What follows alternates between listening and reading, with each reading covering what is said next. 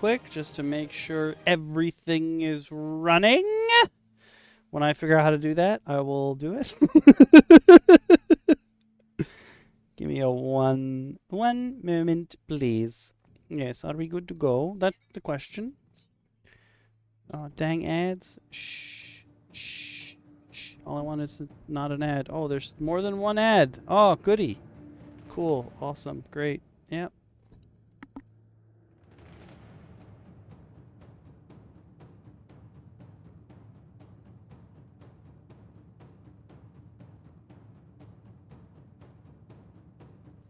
All right, I'm gonna boot up the Twitch stream now. Oh wait, no, let me just double check the Twitch stream. Give me one moment. It should be good to go, but I will just double check before I. No. Like No, I don't wanna. No, don't do that. I did not change the title because I am dumb. That is my bad. One moment, I will change the title on Twitch so that I can fix this. 1 second. There we go. I didn't click anything, but it was like, hey, you want to go? And I was like, oh, come on, man. All right, I'm just typing it in manually then. Okay. For class reworks, I will eventually change the titles to reflect what classes we got through. That is the plan. So I'm going to hit start on Twitch. I'll boot up the Twitch app. Boop, boop, boop. Make sure everybody's live. Clap, clap, clap, clap, clap, clap, clap, clap, clap. Not the same. Just not the same.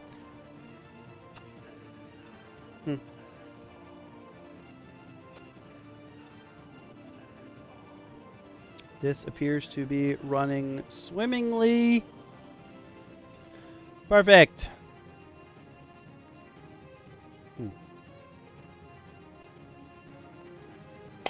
Okay. Whoop. We're gonna go right up to the top.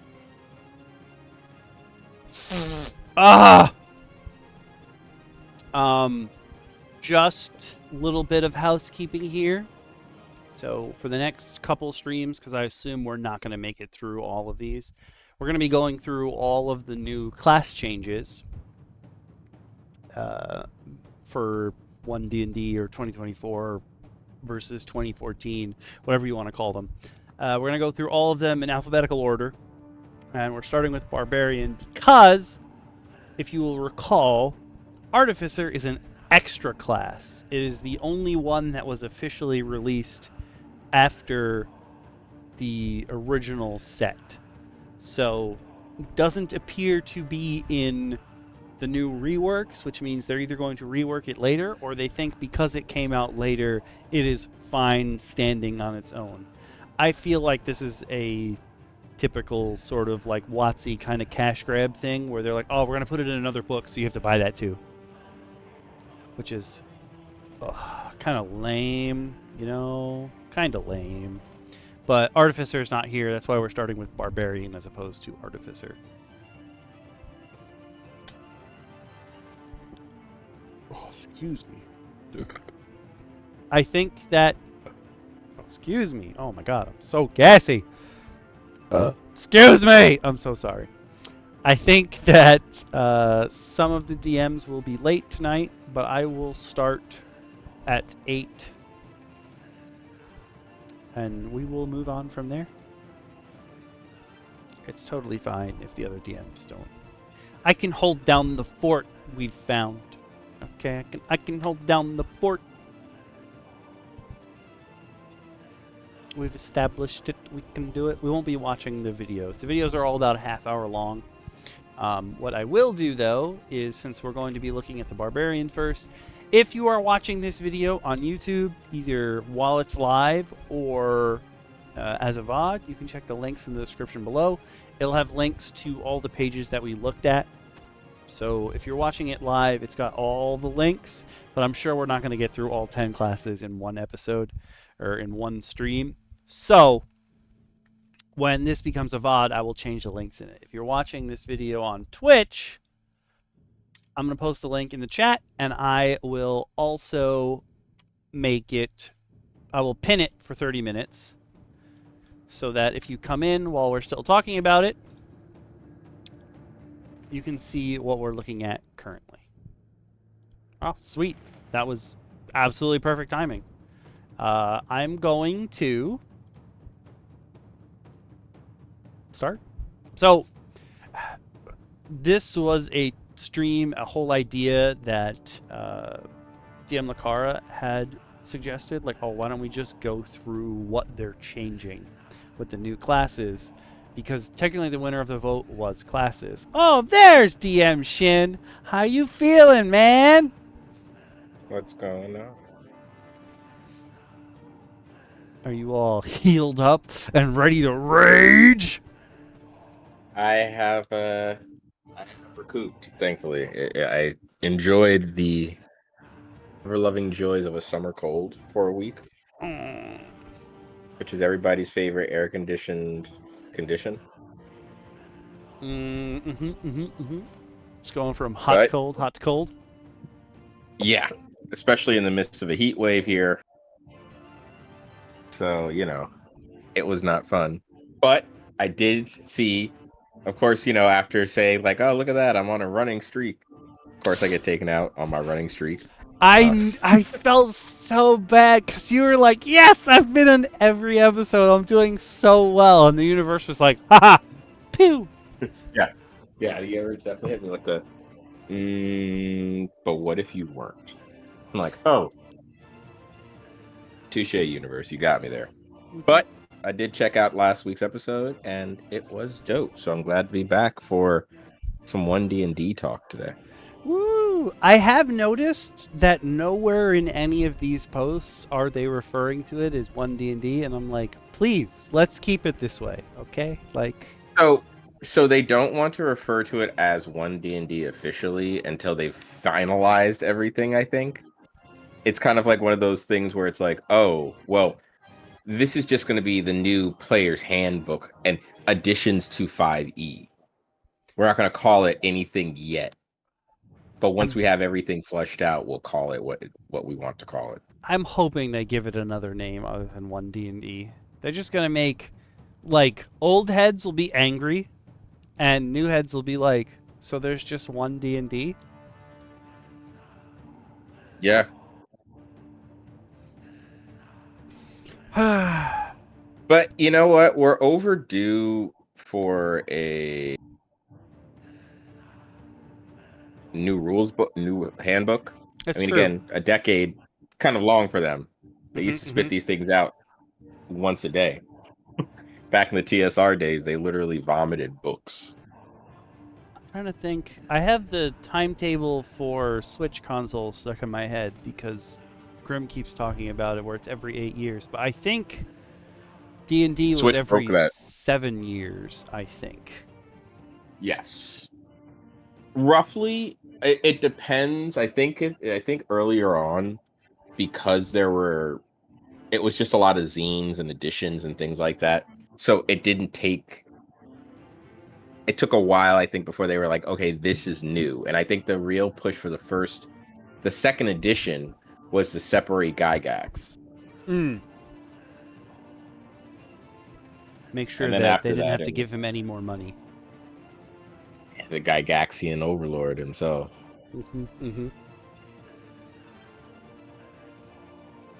But I was just telling them what the plan is for this and how DM Lacara came up with a great suggestion that since classes won, instead of looking at a homebrew class, we might as well look at what the classes are going to be in the future. Granted, you can still play, if you wanted to, you can still play everything from original 2014 and all the stuff that came in between that and these new guys coming out in the player's handbook. You can still play those if you want to. Mm-hmm. Yeah, these can be supplemented in as decided right now. So you can really do either or. They both have their own benefits, though most likely what's going to happen is if class features are just overall better, in one version or the other, people are probably going to end up like playing whatever version of the class they prefer, but with the class features from that they also prefer. I'm sure a lot of people are just going to mix and match. Yeah. Because again, they're No, not I'm sending sure the of that. Pinkertons to your house, unless you steal from Not me. yet. Yeah, not yet. Now, if you have class information prior to 1D&D, you might get Pinkerton shanked. Arvin, evening. Hey. Welcome. Welcome. And I had said before, we're just going to go through them alphabetically because they didn't start releasing these articles alphabetically, but after like the first two, they were like, oh, there's an alphabet, we could use that. And the rest of them got released alphabetically. So Yeah. we're just going to go alphabetically, but Barbarian is the first one because Artificer is an extra class. It didn't get released in the original handbook. And my From guess... my understanding, they are not going to do anything with Barbarian or with Artificer at all. It will be left to the originals. It is not getting pushed. And I'm okay with that. Yeah, I think it's fine. It came in like in the middle, so it obviously has some tweaks compared to the original classes already. And I also feel that Artificer as a whole needs a purpose in your campaign. If you're running just old school swords and sorcery, Artificers make no sense. If you're running modern water, quote unquote modern Waterdeep, like if you're running Waterdeep Heist, maybe you could argue an Artificer could appear. Maybe. But even then, it would have a lot of requirements. You can't just pop up an Artificer, I feel like. Even in a standard 5e campaign, I feel like if someone wanted to introduce an Artificer to their party, there would have to be some kind of either planar shifting or heavy searching through gnome lands. If you're using basic Forgotten Realms lore, like even just having an Artificer pop up that's not a gnome and not from very specific places is weird.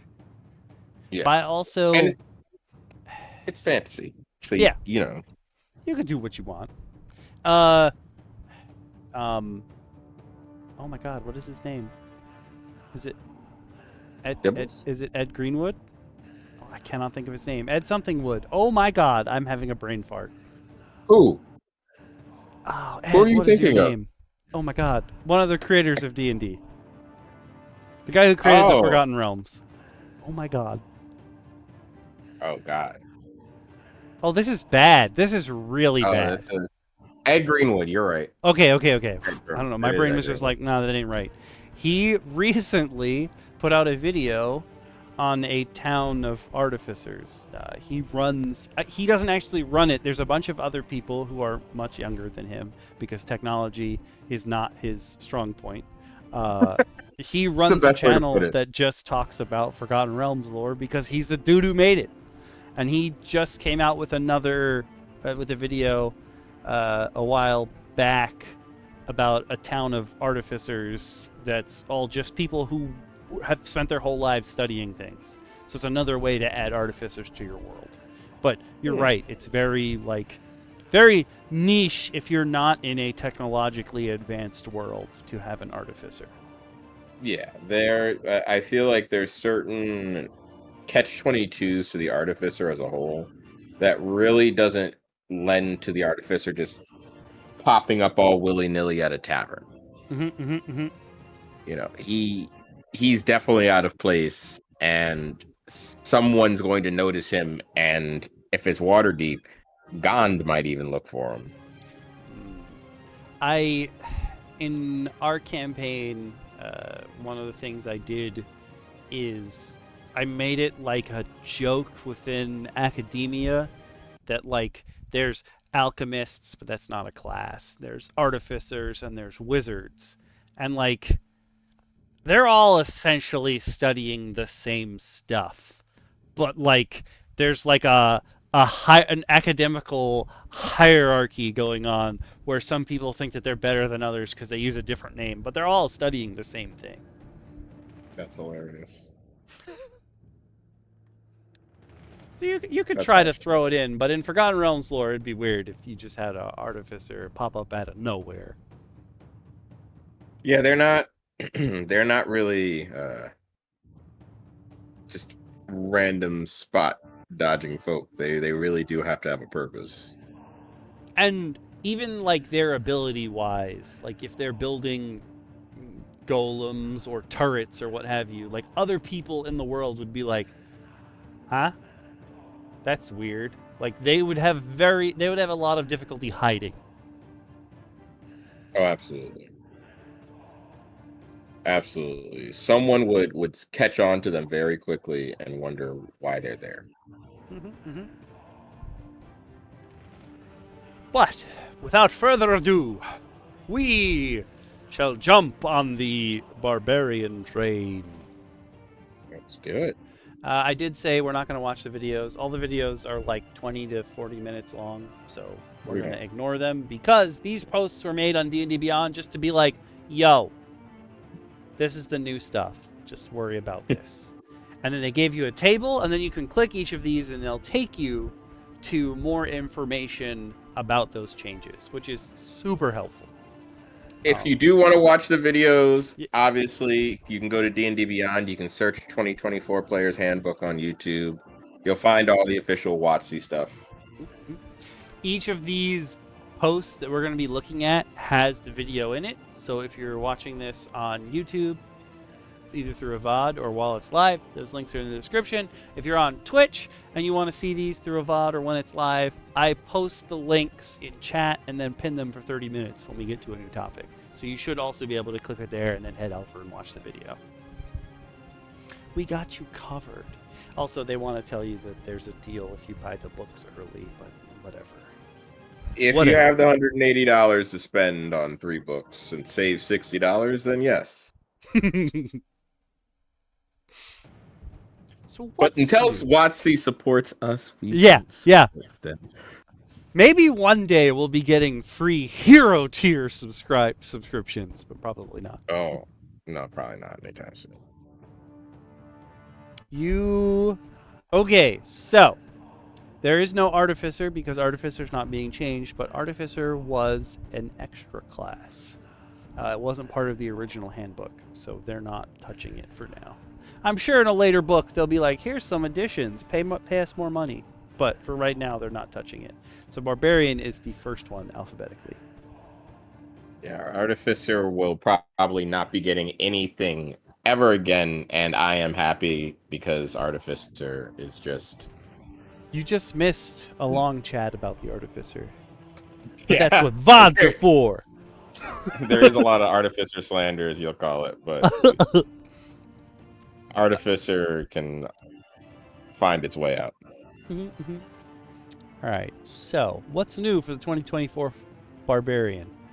First thing is they're changing Rage, and they're making it better where now you don't have to attack or be attacked. You can also keep your Rage if you just burn a bonus action and nothing else has happened, or if you force someone to make a save. So they're changing it so kind of like they're making it so that more people have access to spellcasting in some regard. So I'm assuming that saving throw is there for that specific thing, or if you're trying to grab people and make them make a saving throw as well. I also like that you're regaining a use of Rage after short rest now at level 1. I think that makes the most sense. You're trained Barbarian, you're training and raging, so I think you won't take a long time to recoup. I think an hour is fair enough time to say that, yeah, I'm ready to rage again. In the middle of the example they give for reasons you would lose your rage is, if you took the time to climb a ladder. And all I can think of when I read that is, okay, unless you're physically setting up the ladder, your DMs is so mean if they make you waste your action climbing a ladder instead of just taking your movement speed. I would almost imagine that because you're in rage, you're like hanging into the wall, flinging yourself up the ladder. Like you're in the most like primal state of just flying up this wall, and I would allow it. I think, like, just from a flavor standpoint, I'd be like, you know what, do it. This is dumb enough for me to allow. At level 1, you'll also get access to weapon mastery, and you get to choose 2 simple or martial melee weapons to access their properties, but they're making it so that whenever you level up, you can choose a different weapon mastery. So, like, your guys can, like, as you're leveling up, like, say that you've found... Welcome back, Arvin. Say that you've found more weapons, like your Barbarian found a magic item that's a different weapon class than they had before, and now they're using it all the time, like, oh, now you've got the weapon. So you can change your weapon mastery to that. Weapon mastery is... I don't want to go too far into how I feel about weapon mastery, but I will say that if you have access to weapon mastery, if you're a brand new player, and now it's not just I roll the dice, I attack, I do this thing. Now you have something else to learn when you're brand new, if you get it at level 1.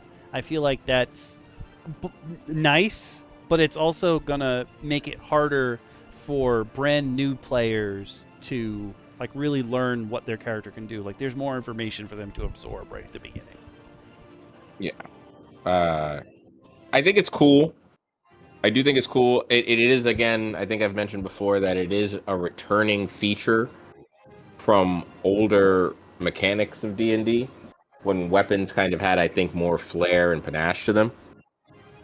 I especially kind of look at things going back to, like, the Rules Cyclopedia and, like, 2nd edition style gameplay. But it is a lot to take on. And I think it's going to be a lot for DMs to add in and notice as well as part of combat. Oh. So I think it's also fair to work hand in hand. If maybe it is okay, I'd say, for me, like, if I had a player that's like, hey, I'd like to use some of the weapon mastery stuff. Okay. I need to learn it eventually. I should learn it eventually just so I can understand it and have a fair opinion of it. You know what I mean? So maybe I'll use that as a learning point. And if I find it too complicated, you know what? That's on me. Maybe I do have to figure out stuff. It looks like they're noting that, you know, certain things are getting enhanced properties, you know, cleave, adding rage bonus damage. So it looks like you're going to be adding a lot more dice at early levels. But I do hope that with the enhanced monsters that we're getting in the new edition books as well, it's going to balance out. Because there is a monster component coming out later this year, too. I also... The weapon mastery that they're adding in 2024 D&D is different than, like, the feats we had looked at in a previous episode of DM Roundtable. Like, weapon mastery here is, like, you get one new thing. And while, yes, they do count as feats, here they're not, like, the same as what we had looked at before, where it was more like your character is becoming a master with a certain weapon type that they use all the time.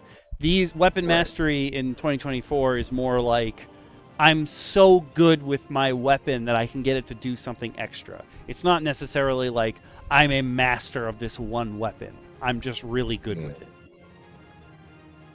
That is fair. That is a fair.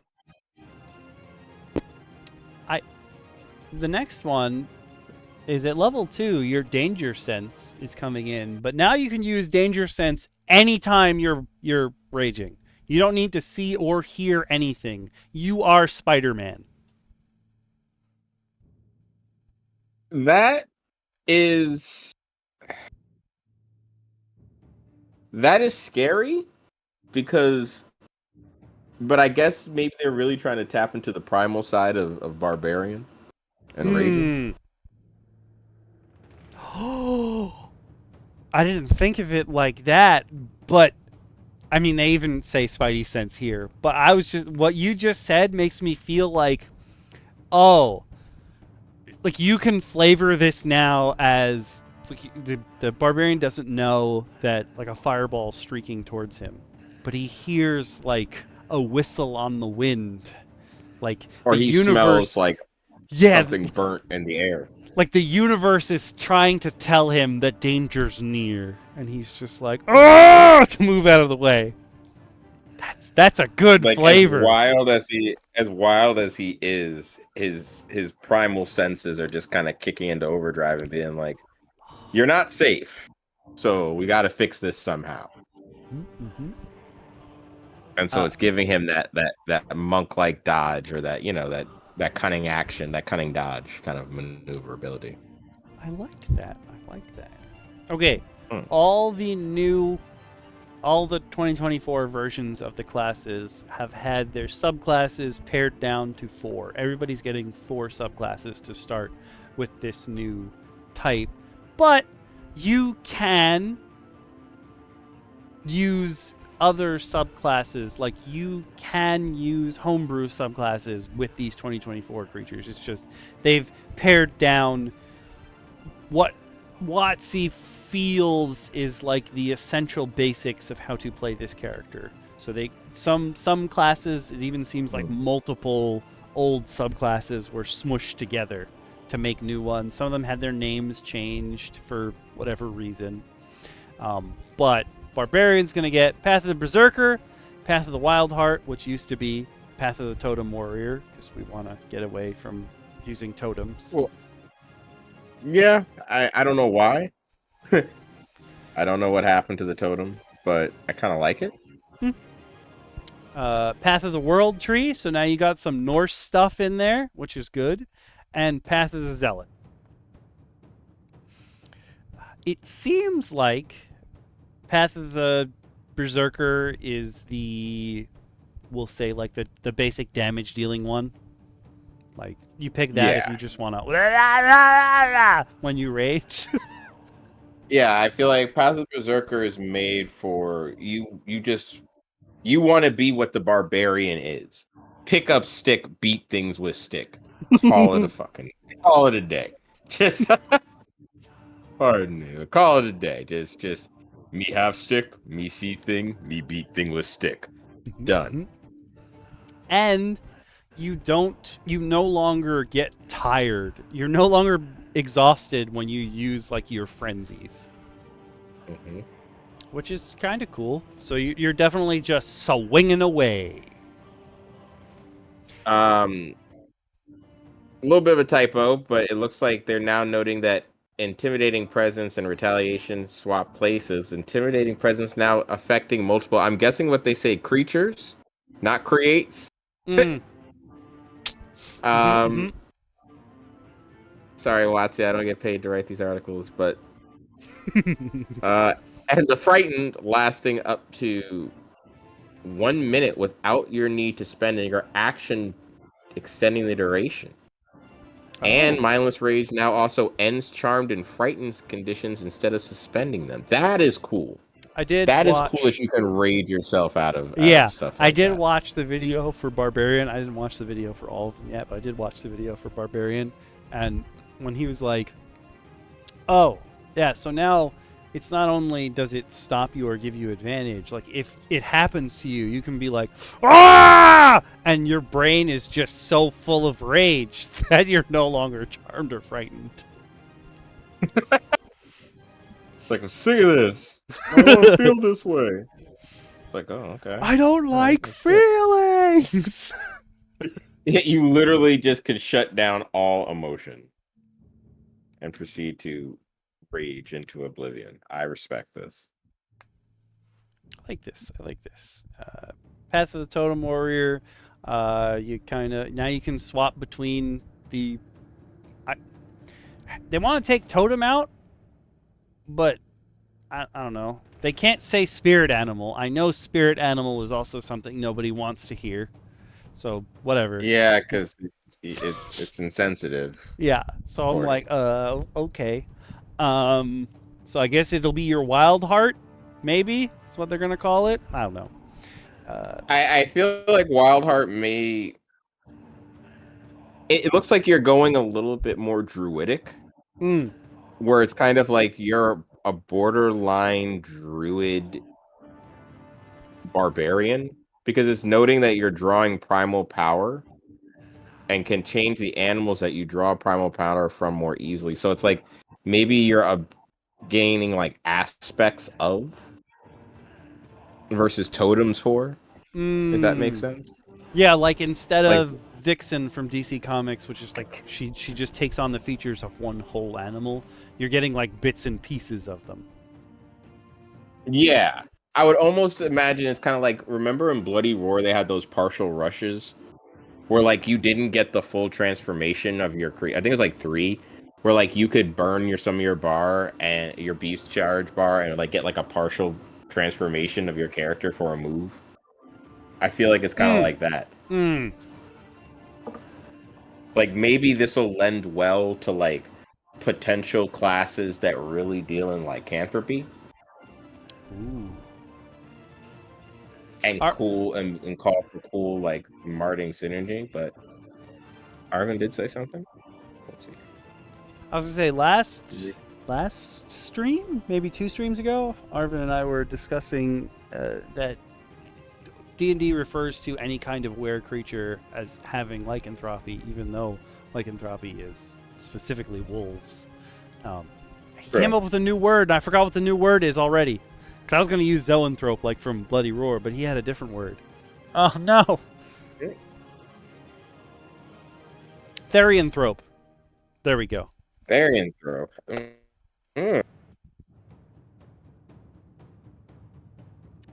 I was like, come on, brain, we learned something new. You can't get rid of it this easy. Third one is all new subclass where you're like a support barbarian. You're throwing out temp HP. You're the control for your team. You're moving the enemies into and out of. And I need to be mad about something right now that has been happening to me. This is unrelated to D&D, but I can understand how in D&D it would be the same. So I've been playing a lot of Star Wars Hunters lately, and there are some characters there's a character who only has a shotgun. There are characters with lightsabers, so like they're close range characters. Now, one of the tanks has a knockback move, and the only time the tank on your team uses the knockback move is when all the melee close range guys are running at an enemy and the tank knocks them away from you. So we're all screwed. And this can be super helpful if you're knocking enemies towards your team or where they need to go, if you're resetting their positions so you can hit them with a big AoE. But just keep in mind, like, you have to know your team comp to effectively control the battlefield that way. Yeah. Ooh. And because no one's really thinking in, especially games like that, I know that the standard fare is, what do you mean there's an objective? That must not be fun. I know that objectives, I think of that ye old game that I speak of with very little joy in my heart, Paladins. And I think of how that game literally could have had a great game built into it if not for the fact that no one knew what an objective was. But I won't get off topic and get mad, but I understand your rage there. I see that. The cool thing is the capstone for this is that you and your teammates are teleporting. So basically your, like, the capstone ability for the Yggdrasil path is you've moved the enemies, now you're also moving your teammates. Like, you're playing 3D chess. It's actually even, and it's very much finally giving a weird tank, like you said, the tank Barbarian, but it's like you're really cranking it up to 11. It's like, I'm taking you with me. Like, I don't want you to stay there. I want you to come with me because it hurts over there, and I don't want you to be hurt. Yeah. So you're coming with me.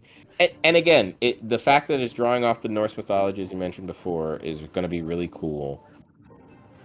I think it's going to be dope to see also what new items might come with some of that Norse ideology, and if we'll see some more of that, any other mythos kind of leaking into some of the other classes as we look. I like this. So we'll have to see. This. And the final one is Path of the Zealot. They say that it's the Warrior of the Gods feature now helps you stay alive. You get healing dice as a bonus action. Oh, okay. That's okay. I'm not gonna say no. You're gaining kind of like a fighter's. I guess this is to stop. This does stop people from needing to dip into fighter for a level to get a second wind. Oh, and so if you get knocked down, you can now fly. Okay. You get damage resistance, flight, and you can expend a use of your rage to prevent you and your comrades from dropping to 0 hit points. This is again So they're really giving your tanks like support abilities. Mm-hmm. They made you a warrior. They're really making it a warrior god, where it's just like, no, you don't. You could make not everyone's favorite character from Mortal Kombat in the recent games, but Kotal Khan. I would make him a Path of the Zealot barbarian. Where like he gets knocked down, he's just like, no, Ashtek says no, just slams his, his weapon into the ground, stands up, and just starts flying at people. And you're just like, what is going on? That's cool. This makes me want to play a barbarian. I'm not even gonna lie. I've never wanted to play a barbarian a day in my life, and this makes me want to play a barbarian. I also feel like, technically, well, I feel like Path of the Zealot barbarians don't have to be intelligence. Like, this is a wisdom thing. Like, I know we need to be alive. Yeah. But Path of the World Tree makes me feel like you're building like an int barbarian, where they're so smart. They're like, I have to move them here. I have to move this guy here. This is how we're going to move the battlefield apart. And it really lends itself well to like a barbarian war leader. Well, I think you could go, if you go war leader, you go charisma, or keep it to wisdom and really tie wisdom even to like having things that like history and investigation that you would tie to your wisdom instead. Keep that same idea of intelligence, but keep wisdom so that you don't have to kind of try stat. I like this. I like all of these new ideas. I don't know if I'm going to play a barbarian anytime soon, but these so far seem okay to me. I don't know if I'll have the chance to anytime soon, but yeah, if I happen to, maybe. But if there's some options of this, maybe. Speaking of getting something new, Primal Knowledge you also get at level 3, where you just get another skill proficiency instead of the 2 that you started with at the beginning. You get to choose one of the new ones. So, or you get to choose one of those skill proficiencies that barbarians can get, so that you'll have 3 instead of 2. So you get acrobatics, intimidation, perception, stealth, or survival. Fortunately, none of those are like investigation or history, like we had said. The barbarian in my campaign actually has proficiency in history. I don't remember why, but he has it. Is he Hank McCoy? Everyone assumes the Laundry King's Ambiorix is dumb, but he's not. And then he comes out with something, like he'll recite a haiku, and everyone will be like, what the fuck?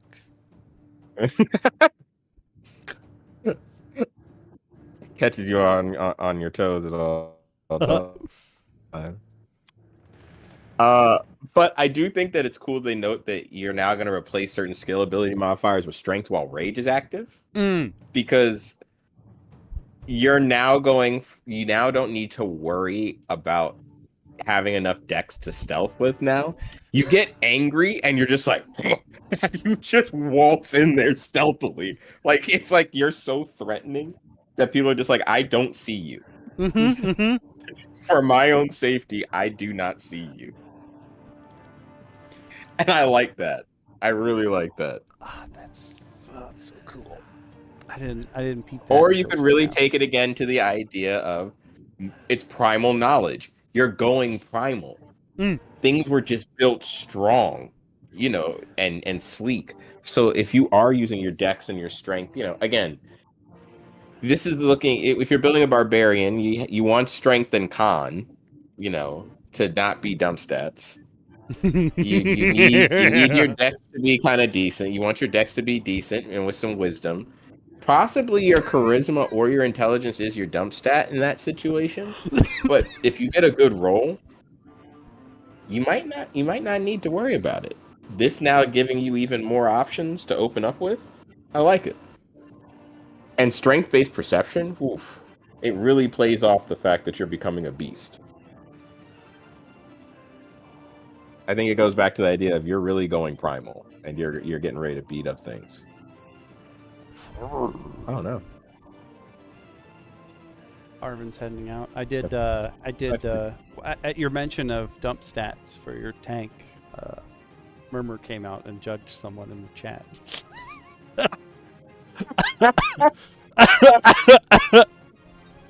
Do it again. Do it again. What I'm sorry, what did you say your dump stats were?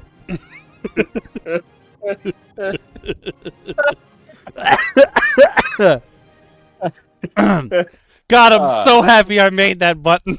I can't tell you how happy I am. That's beautiful. Thank you. We appreciate you. You hush Devlin bastard. But Arvin, absolutely have a good night's sleep and take care. Good luck tomorrow. We will tell Dungeon Mommy that you stopped by. I believe she's showing up a little later. I believe. That's. Let's see where we'll be, because let's keep going. Yep. Because we got some instinctive pounce. Yep. When you gain this ability. Yes. Oh, go ahead. No, I was gonna say I realize what this is. It's giving you that jumping. It's half your movement speed as a bonus action. Dope. I think they already have this, don't they? One of the barbarian subclasses definitely has this currently, but this is also the same as the original half orc, not Monsters of the Multiverse, had aggressive as a trait, where they can just move half of their speed towards the closest opponent. I think this is dope, though. I think this is going to be really cool to have someone, again, tap into that bestial sense of things. And even going further, you now have Brutal Strike. Replaces the Brutal Critical, which I already thought was crazy. Brutal Critical was already awesome. It now gives advantage on one of your strength-based attacks in exchange for more damage and a selection of debuffs. Okay. Advantage could be gained through reckless attack or enabled through a prone enemy. The condition is that you can't have disadvantage on the roll as well. If you gamble correctly and still manage to hit with your attack, you get an extra 1d10 and can choose either Forceful Blow, send your target flying 15 feet away from you, then follow up, move half your movement speed without provoking opportunity attack. I love, you're like, get away from me! You slam them into a wall, so you'll give them the wall damage. You're already dealing an extra d10. You slam them into a wall, and then you just charge forward again and start hacking away. Yeah, because if you have a you'll have a second attack action at this point, so you can literally anime catch up to them and just beat them in another direction.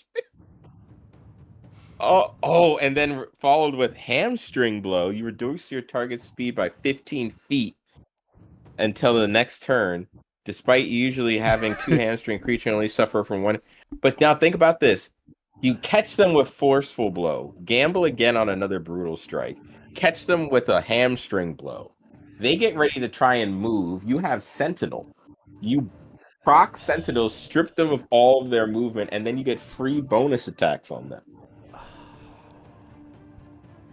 I was also thinking, when they said you can follow it up, I was like, oh, because I'm pretty sure 15 feet is a great option for knocking someone off of something. Mm-hmm. And then seeing down here where they're like, oh, this is great for environmental hazards. And like, here, they had said a lot of them were based on changes or the way that things worked in Baldur's Gate 3 that they saw working really well. Like, and like those environmental hazards, like this is a great way to do that, because most of the stuff that is existing currently for knocking people away is usually 5 or 10 feet. But 15 now, bye-bye! Well, and, you know, not every DM utilizes the sandbox idea of a room, and not every player thinks to ascertain the details of a room when they walk in. But I think it's absolutely amazing that they're now giving more onus to the player to look at what's in the room around you and say, you know what, I want to kick this guy back off of this shelf. You know what I mean? Or off this ledge. He's going to take all damage here. And then maybe I can use a bonus action to shove this thing over on top of him and get some more damage. Like, or let me look. Can I see a chandelier? If I drop this, what's the die? Little things like that are really going to open up the battlefield and allow us as DMs to put more danger with environmental solutions for our players to do more than just go, I roll a d20 to swing. Give them something to think about and how they want to tackle the room. Especially for barbarians who usually do not think. Yeah, like, hey, DM Lacara's here! Hey, can I play devil's advocate for a second, though? Sure. If you're basically playing pool with your enemies now, just bouncing them off walls and crap, that is going to make it so hard for the rest of the party to either flank or catch up to wherever the enemy is now. Yeah, I had to talk about this earlier, based on a game that I'm currently playing, not D&D related, but like our tank just keeps knocking all the enemies away from the melee characters who are all slow, and we cannot get to them. Yeah. Especially you think about the tiny races that we did a while ago. I mean, I know they're making them all like the same speed now, but like for anyone who doesn't play by those rules, you've got something you can only move 15 feet in a turn, and now your barbarian is just like crazy golfing them from one end of the room to the other. It's like, come on. Although I love the idea, and now I really, really want to do like a mini golf themed fight. Well, and if you really want to up the damage, I know, Okami, you mentioned having exploding goblins. And now imagine one of your players utilizing Forceful Blow to knock them 15 feet away right before they try to think they're going to detonate, and then try to slam them only to trigger the explosion amongst their own friends. And because they're enraged, now they're just getting area damage from this explosion, but also taking like a fireball to the chest. It's amazing.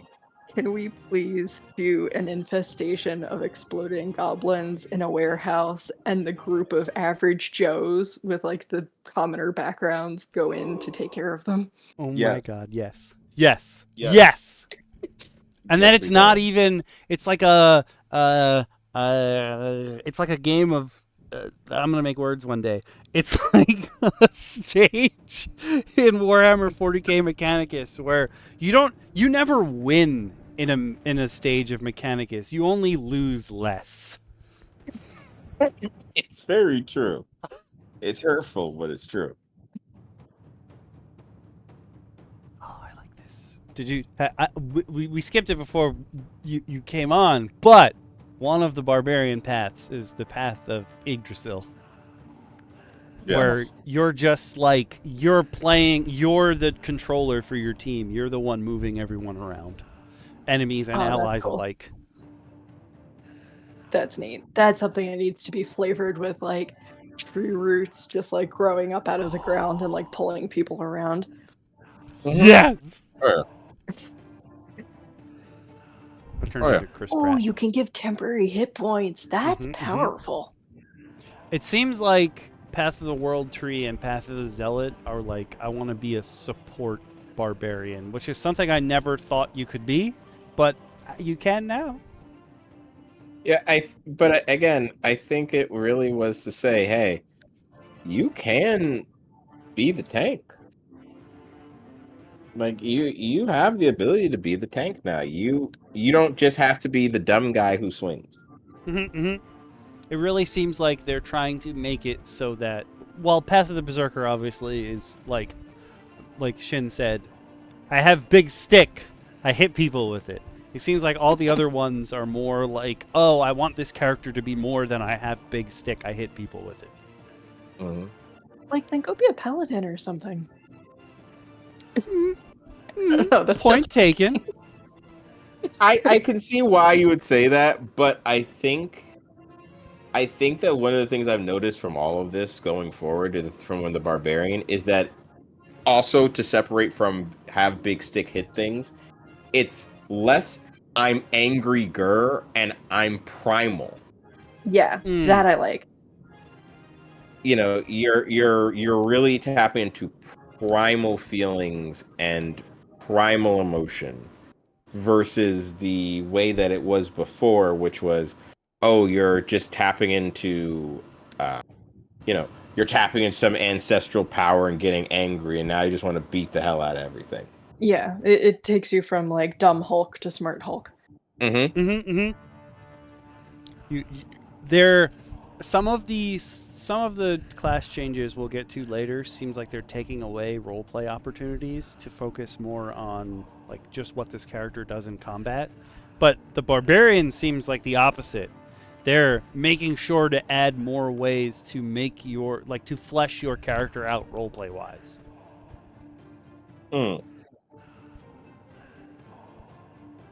Which is interesting because, like we said, most people just think I carry a big stick, I hit things. Yeah. Now you have a brain! I'll be interested to see your take on like what you mean by taking away role-playing opportunities with it.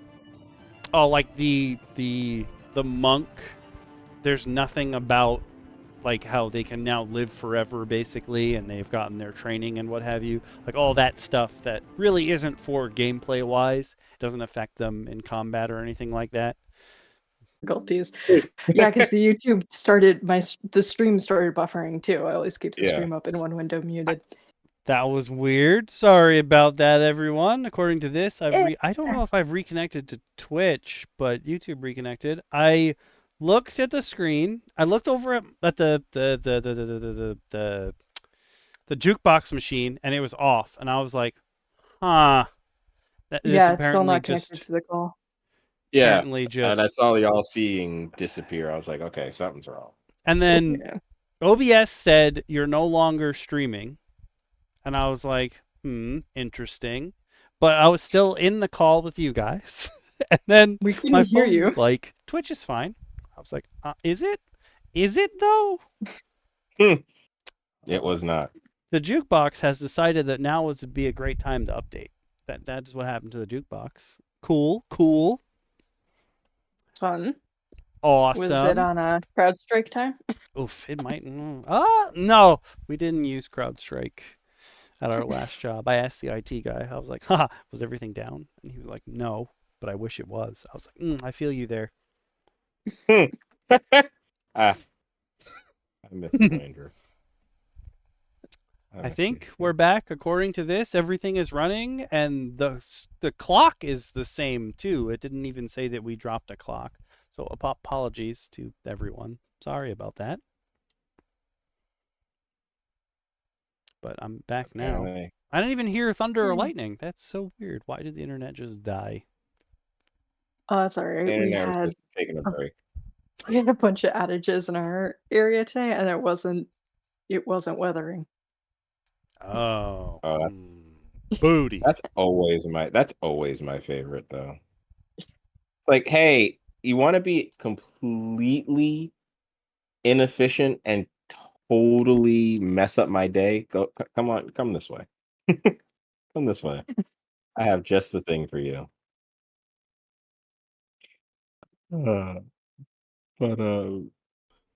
Just come with us on a little adventure. All right. Where did we left off at? Relentless Rage. This is the thing that makes you stand up like the half orcs. I think it's also called Relentless, isn't it? You go back up to twice your... Okay, so they've fixed it so that dropping to 0 no longer brings you just to 1 hit point, but twice your Barbarian level. So you essentially, at level 11, can get dropped and then brought back to 22 health. Which, I mean, obviously it's better than 1, but you figure at level 11, someone's probably going to hit you for 22 damage again. Yeah, there's going to be I agree with you there. There's going to be a lot that's going to occur. But it's still better than 1. Yeah, I think that's really where it boils down to. It's that it could be 1, and 1 was a goblin sneezing on you. Yeah. And you're back to 0. So we'll take it. I've run many a combat in my campaign where someone goes down and none of the healers are near them. So, like, they go down, they get up, immediately they go down again. And I can, like, having more than 1 health, amazing. Yes, great. But then you're probably going to have someone who hits you again. I have a story of healing quickly from this past weekend. I played the second game of a campaign that I'm in as my cleric, and I was out of healing spells because my party had taken on combat that we didn't need to, but gotten beat up really badly, so I had to heal them. And we get into this combat. I'm at 1 health, and an intellect devourer drops me. And I'm just like, crap. And then so I get dropped to 0 intelligence, so I'm now a stumbling log. Luckily, my party was able to bring me to my temple, and they just fixed me for free. That's the way the DM flavored it. He's like, I don't want you to lose your character. I was like, oh, okay, well, thanks. I didn't mind, bro. But thank you. Yeah. But they look at me at one point and they go, Shin, can't you heal us? And I look at them and I go, I already wasted my 2 healing spells on you guys today. I don't have infinite healing. And all of them in unison were just like, shit. We didn't know that. And I was like, yeah, guys. Also, right now, I don't even know my own name. Yeah. And simultaneously, I'm not really having this conversation with you. So, just back to inconsolable, just psychobabble. Wow. I miss my cleric. That was my favorite character of all time. Really? I've never played a cleric. An ASMR cleric with mommy issues. She's amazing. Yeah. I was hoping Dungeon Mommy would show up right then. I was like, yes, come on! That kind of mommy issues. Cleric mommy issues. It's like, what did you say? It's like, huh? That would have been amazing. So good. I'd be like, touche. I don't think I've ever played a barbarian either. I've seen many barbarians, but I don't remember if... I'm pretty sure once you get incapacitated right now, maybe based on subclasses, but at least the barbarians that I've played with, when they get knocked out, they lose their rage. So this guy doesn't lose his rage when he gets knocked out. You are so angry that you're tensed up on the floor. He's unconscious and grinding his teeth. Yeah, just angry as hell at the universe. Just, when I get up, I'm gonna beat it. Like, sir, are you upset? Do you need an adult? I can identify with that. Yeah, I think we all can. I think we've all had that moment of just waking up, looking at the ceiling, just being like, you know what? Even if I died right now, my rage would carry on. Mm-hmm. My anger. Good morning. I'm already angry. Yep. You just wake. Your eyes open, and it's just bloodshot immediately. But that's usually the day someone walks up to you, like, "Oh, had a rough." Don't. Yep. No, you didn't. Don't. Okay? Whatever you think is about to be real cheeky, save it for another day. Do not. All right. Everyone's Next. just like, I got so much anger. So much anger. So much anger. At level 13, you get an improved Brutal Strike. So, in addition to throwing someone, you now get... Wait, no. These are the same, right? Oh, no. They're different. They're more. So now you have 4 choices to go through whenever you do this swing. The new ones force them to have disadvantage on the next saving throw it makes, and it can't make opportunity attacks. Okay. And Sundering Blow. If you have a martial buddy fighting alongside you, you team up. So when you hit a creature, the next attack made against it by another creature has +5 to hit. Interesting. When you eat a creature. Okay. Okay. Huh. That's some Pathfinder shit if I ever saw it. Yeah, you can't see my face, folks, but the smile that is affecting me is ridiculous. That is some amazing. Pathfinder shit. I am in love. And also, like, flavor and roleplay wise, Sundering Blow is amazing. So you're like, just imagine you're like cutting someone at the kneecap so they stumble towards your teammate, and then your teammate's like, batter up, whack! I think this is not the only class that they did this for. Interesting. Makes me so happy. Interesting. This makes me uncontrollably happy. It's weird because like they made some of the classes more supporty, but they also, because supporty is a word, but Sure. some of the classes is now. that typically are like bards when we get to them, they're actually taking away from that.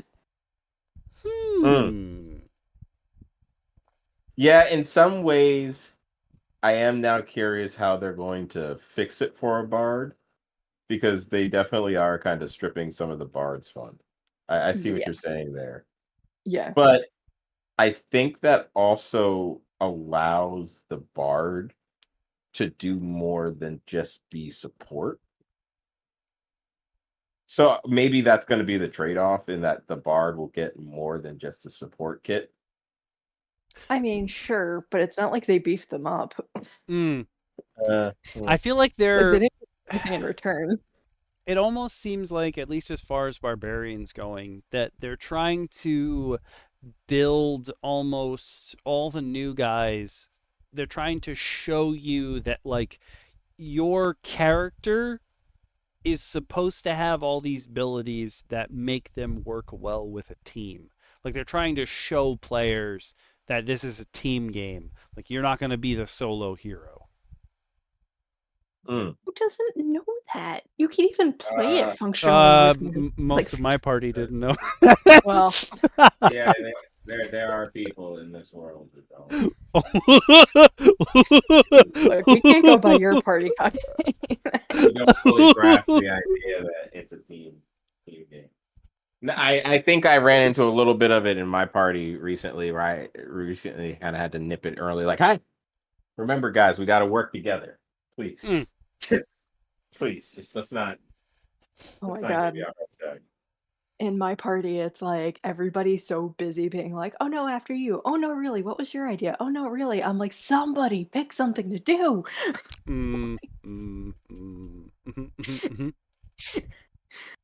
I just got into I guess this is, well, not really, but so on my Reddit digest the other day, somebody asked on the DM Academy board. They were like, okay, so I played D&D for the first time, and I feel like I didn't get the experience that I was expecting from what I did. And they were like, in order to describe, they were like, I'm used to watching Critical Role, and I see how well all these teammates bounce off of each other and how these players work so well together. And I played for 6 hours, and none of my people in my party bounced anything off of me, and we were all like, okay, first of all, they're professionals, and you're not going to be able to bounce off players that you've never met before. And also, if you've never played before, you don't even know what your character can do. So how can you tee up for someone else? And I was like, I told him that in the game that I'm playing of yours, DM Lacara, the one that you're running, it's been like 10 sessions, and we've finally gotten to the point where I feel like during a session, every single player will at some point be like, you know, I could do this. I was like, it took like 10 sessions to get there. Mm. But to be fair, we have an extremely reticent and shy group of people. Fair. Like for my husband to be like the most outgoing one in the bunch, like it's a pretty shy group. Fair. But yeah, it does. It takes time, and it takes time for everyone to know, like, oh, this person can cast this spell, or hey, this person's really good at like hitting people, especially if they're newbies. So it's like I think people go into it expecting that their characters are going to function like they've been adventuring together forever, and it's like, no, you literally have to build that on basically the same time scale as if you were actually doing the adventure. Yeah. There's no getting around that bonding. Yeah, but I think it kind of goes to the same idea of at level 1, you're nobody. To players, it's like you have to build these things. At best, the first time you meet in a campaign at a tavern, you either have fundamental knowledge of each other's names, and you're just going to remind everyone that night and the DM for the first time, or you're going to cook it up that they randomly got slapped together in combat. Or something of that nature. Like something has forced them to all wind up in the same place as perfect strangers. And they have to become best friends. Yep. Or not. You know, maybe they have bitter rivalries amongst each other. I think that's kind of difficult to run in a non-joking manner. But, you know, I think maybe if the two players are okay with it just being playful banter back and forth, like a friendly rivalry, I'll allow it in a campaign. We're heading up to a crossroads that is approaching imminently for the one character in our party that is way more serious and way more revenge driven than the rest of the party. And dear. I'm trying to give, this is not going to be the encounter that the player thinks it is. And I'm trying to make it broad enough. He's like planning on just like rolling in and just straight up murdering this guy in cold blood. None of the rest of the party wants to do that. I hate to break it to him, but I don't think that's gonna work out the way he thinks it is. Three of us could walk in and murder, but I don't think it's gonna be the whole party. No, okay, so Akami's character is the only one that's like, yeah, cool, this guy can die, whatever. As long as we pay the mercenary money, he'll join us. He's like, oh, I heard somebody can get money? Well, sure. That sounds like a job. No, I don't think that's not the route you want to go, Bubba. I think you want to go the route of living. Yeah. Look, so this is going to be interesting. Like, this is a moment for you to not have it. This is a very con is not my dump stat moment.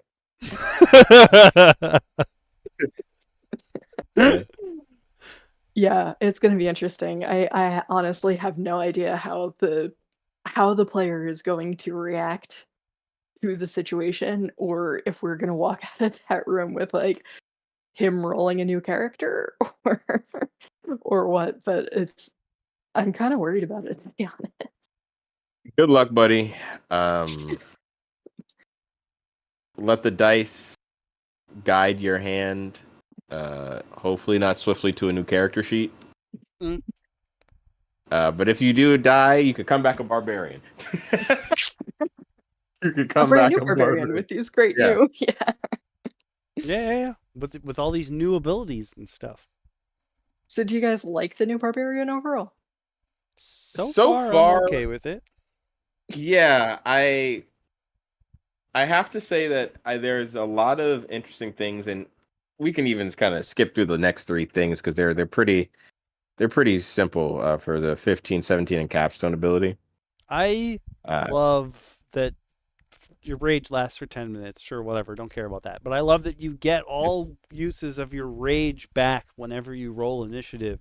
So, like, if your DM's just making you fight, if you run out of rages, well, probably you'd have to get into. It would be one rage per fight if it's 10 minutes now.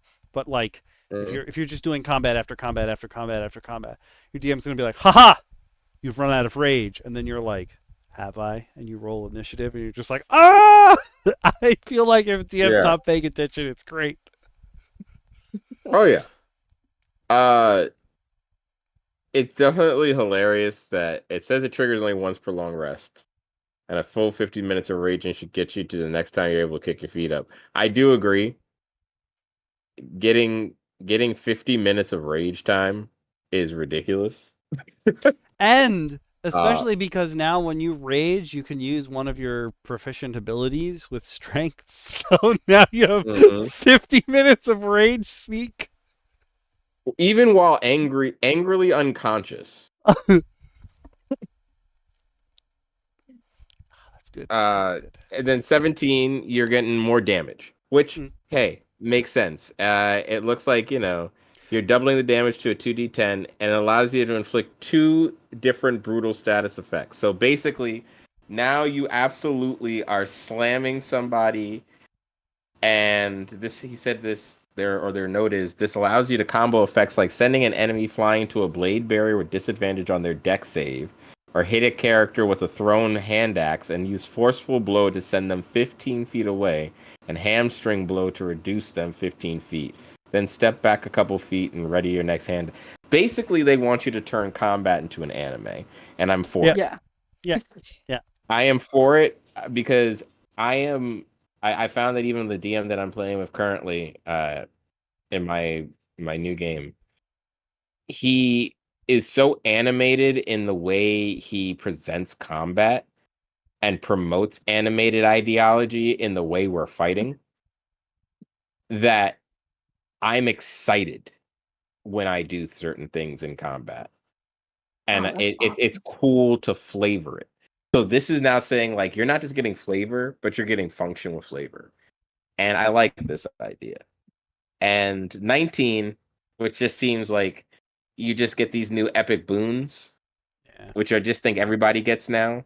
Yeah, everyone will get an epic boon, and then on like the actual character sheets, it says you can take your epic boon at 19, or you can take any other feat in the game. And I'm like, that's fine. Yeah, I'm okay with 17 being your true capstone and the epic boon being like your balance out. It's saying stuff that you can now gain a max of 30 strength or dex. How you'll be able to acquire that? So all I think it's every class's level 20 ability is like you improve one of your ability scores, and now that ability score can go up to 25. I think. Oh, it just becomes 25. I think it's something like that. I feel like with the 2024 book, they're kind of like going into prestige, which they used to have in previous editions, where like you hit the level cap, and then you could be like, I do all these extra things. That makes me even cooler. So like they want the games to go longer, and I feel like they haven't really. They're not going to change enough of the core gameplay to make most people like go that far, because the average campaign, if you start at 1 or even 3, usually ends around 12 to 14. Yeah. True. Very true. But like that, I don't know. Like, what are you even throwing at people at that point? Like, they're at level 20. They've got stats. Here's a god. Now. Here's another god. Yeah, like I feel like you've kind of run out of stuff. Like, it's just a numbers game at that point. I think the idea is that if you have a party at level 20, like, I think even people were complaining, like, when they released Vecna, the Evil Ruin, which was supposed to be like, we did it. We finally gave you like the hardest thing possible. Fight Vecna. And then people were like, a level 20 party wipes Vecna free. Like there's no real contest here. It's not a challenge. It's really meant, I think, for you at that point to just throw whatever you've thought of as a DM of throwing at your party, just do it. Just, if you wanted to surround them with 30, they fell into a nest of 80 dragons.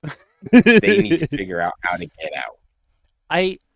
Something that I forgot awful. that we've said before is like the way that the game is designed, the way that the designers intended you to play the game is that you basically have like no magic items. And there's a whole bunch of posts that are like, because if you're using the Vecna book, you can start the campaign at level 10. So people are making level 10 characters and they're like, oh, what magic items should I get? Because the book tells me that I should have 2 magic items here and they should be of a certain rarity. And I'm like, oh, I forgot that most people don't have magic items. Like that's the way you're supposed to be playing. But everyone I know doesn't really run it that way. That's so dumb. They're so much fun. I think the real fun is giving your players what seem like useless magic items and having them cook up. Like, I don't want to give them bags of holding, but I will absolutely give you like a stone of transcribing. Yep. And I gave my least go out on a limb character the Ring of the Grammarian the very first session, and he has used it to freaking hysterical effect in basically every single session. It has become like the main comic relief of all of our sessions. It's like, what is the wizard gonna do with that ring now? Oh my god. It's amazing, and it gave like voice and a niche to like the character who spoke the least. It's amazing. And of course, because you're just quickly altering just spells bit by bit by bit, letter by letter, you're gonna wind up with the most wackiest. You're really gonna wind up with the wackiest thing. He turned Featherfall into Featherall to take a hostage that was being problematic and turn him into a chicken. They then adopted the chicken. They have no idea when he's going to turn back into a human. And now he's just part of the crew. It's so good. He better not turn back into it from a chicken. I hope he turns back into a human at an inopportune moment, like when he's taking a shit or something. Like, mwah. Okay, no, it's gonna be like a plot inopportune moment. Oh no! Well, I mean, like, hey, have you seen that guy? Oh. I see somebody running really, really fast away from us in the distance. I gotta go. But overall, I think the Barbarian, I think it rocks. I like it. Oh, I think this is an interesting start, and I know what the next one up is, the Bard, which yeah, boy. Yeah. All right, I will give you guys the link, and then I will put it also in the Twitch chat, so you guys can have it. Just change the music. So this one is Bard. And gonna throw it in Twitch chat and pin it for 30 minutes. Again, there's the 20 to 40-minute video that D&D put together, but because WotC doesn't pay Okami to not drink sludge like you can, if you decide to subscribe to either his Patreon or YouTube for premium membership, get access to soon to be posted additional videos early on and other content that Okami has curated himself, including access to his repository and its curated link, which he has been working on for quite some time. You're also helping Okami here support the channel to get cooler stuff, better budget, and keep him from eating ancient unfrozen foods and ramen noodle cup sludge. Yeah. Help us keep his mom from poisoning him. We try very hard from a distance. but you can help too. Much like Captain Planet asked you to be a Planeteer, we, DM Shin and DM Lacara, ask you to, if you can, open your pockets and provide a comment. A little bit of change. Help us help Okami. Oh, I love you guys. I'm gonna make a highlight of that ad, and I'm gonna put it on next Wednesday. I would hope you put chapters around our ads. They're Yeah. gold. So We good. try to come up with more creative ways. It's fun to find inventive ways to insert necessary plug that you won't do. Someday I'm gonna make one of those, like, the old, like, Save the Children ads from, like, the 90s. Oh my I'm gonna god. make a version of that Yes. and, like, Photoshop Okami's face on it. We're just gonna run that. Yes. Yes, that will be the ad. It'll be Murmur as Sarah McLachlan. Yes. So the other day I got a message from Evil, and he was like, "Oh, did you know that there's a new feature in OBS where you can play a video through OBS and it will stream it for you as if that's your live stream?" And he's like, "So just download all your videos and replay them as live streams." And I was like, I would never do that, but that is a neat feature. Like, if you know you're going to be away, but you've pre-recorded something to have it play, I'm like, that's kind of cool. But again, like, the point of streaming is so that you can chat with the people who are there, like, you can interact with them. So, like, that doesn't really work as a stream. I might as well just upload that as a video. Yeah, or I feel like you could say that, like, hey guys, I'm going to, like, I won't be there. Or maybe you will be there digitally, but it's not there physically. So you can, like, record a cool, like, a premiere of a video. I could see that. I think it was it might be Streamlabs OBS specifically, but one of the OBSs.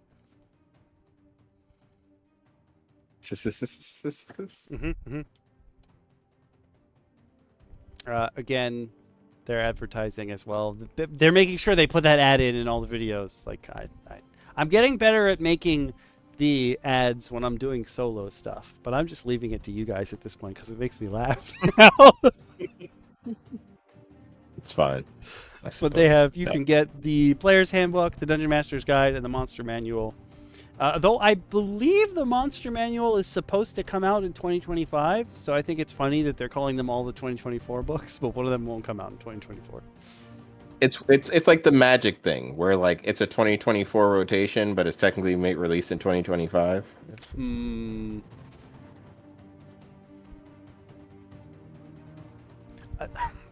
The one thing I can't get behind is I understand how monetization works. I get it. But the fact that they're going to start charging you for each individual item that you're going to put in their 3D virtual tabletop is just like, I have enough trouble buying the physical figures. I'm not buying the digital figures too. I went through Skylanders once. I'm not doing it again. I still think it's criminal that if you buy the physical book, you can't scan the code on the back and just get it as a digital version. Especially with, like, the third-party ones that they've recently added to D&D Beyond. Like, I own most of those, and they're like, "Nah, you're gonna have to buy it again." I'm like, no. Yeah, no. But I won't gripe about WotC crap. Yeah, as we talk about 2024 stuff, so let's move on. What? I feel like we could fill an episode with WotC gripe. Oh, for sure. Just like, yeah. That's a secret episode that you only see on the Patreon. Because they'll have to pay us money. The first episode of the Round Table Grumbles, as we talk about what we don't like. Okay. That's actually not a bad idea. People love bitching. Oh yeah. We can do it for days. Yeah. Yeah, we got a lot. But bards. And it starts with the bard. Starts with the bard. Change now I have an bardic hour of inspiration. inspiration. So now you got an hour. I I just don't that mind first change. this. But, Yeah. Right.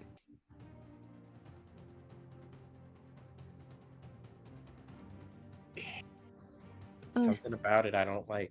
I just feel like they're trying to make sure you don't waste it.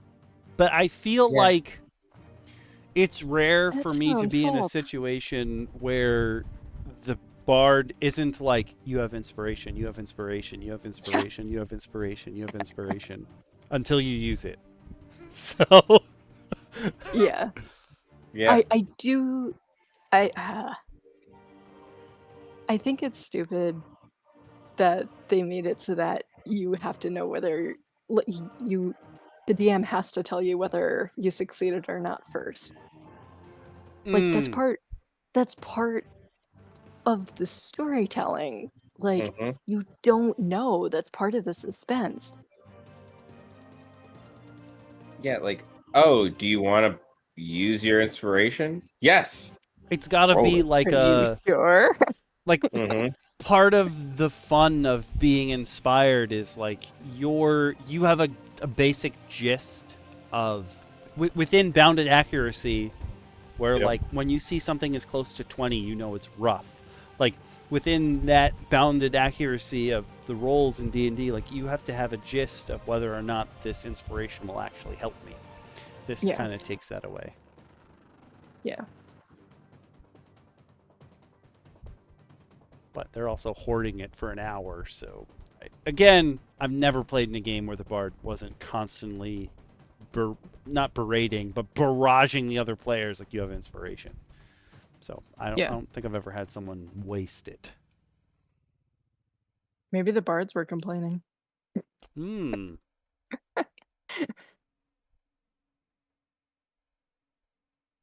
Oh. So you don't need to be heard for your bardic inspiration. So you can also now inspire people who are deafened.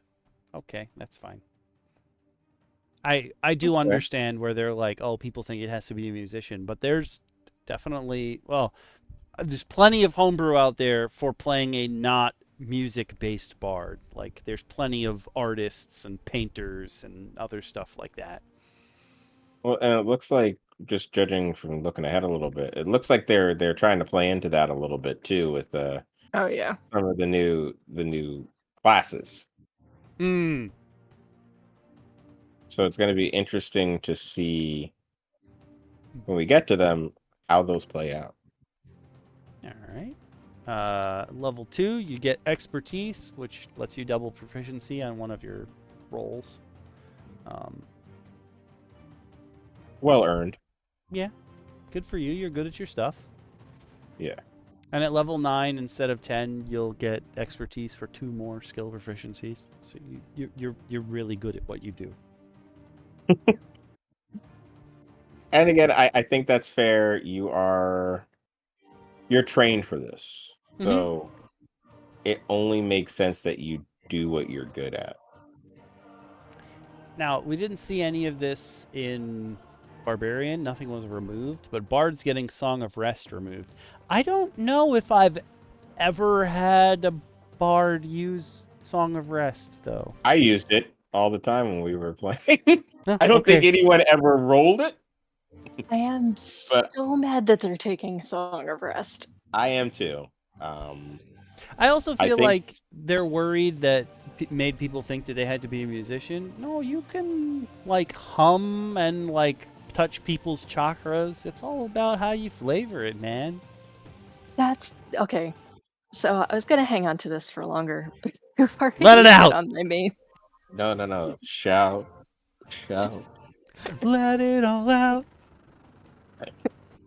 My main gripe with all of this is that I feel like they are dumbing down the DMing end with all of these changes. It's like, okay, if you had a bard, you had a player that came to you and was like, I really like the bard, but I don't want to be like your typical like troubadour type. I want to be, a shy dancer or something, or a guy who paints or whatever, like the DM isn't smart enough to help them flavor things differently. Mm. Like, I feel like all of these changes are taking the creativity away from the DMs in favor of giving, like, the players more obvious answers, but it's like, that's supposed to be a two-way conversation between your player and your DM, like, Mm. to develop these things. It shouldn't be the PC over by themselves, like, just like reading the handbook and like coming up with all this themselves. Like I feel like it's putting up a wall between the players and the DMs, and I don't like it. Mm. I can see that. I can definitely see that. But I can see it from the devil's advocate standpoint of trying to promote people to try and do that more by Mm-hmm. showing them that it's okay officially. Mm-hmm. And while I agree, you should always have been using flavor. Like, you should always be pushing your players to look at something in more than just the straightforward manner. Mm. Because Yeah. that really, that's the beauty of a lot of those. I got and I talked to some of my players, my fellow players in the game I'm in now about it, where I was just like, one of the beauties of utilizing different cantrips that don't seem to do things that you normally would take.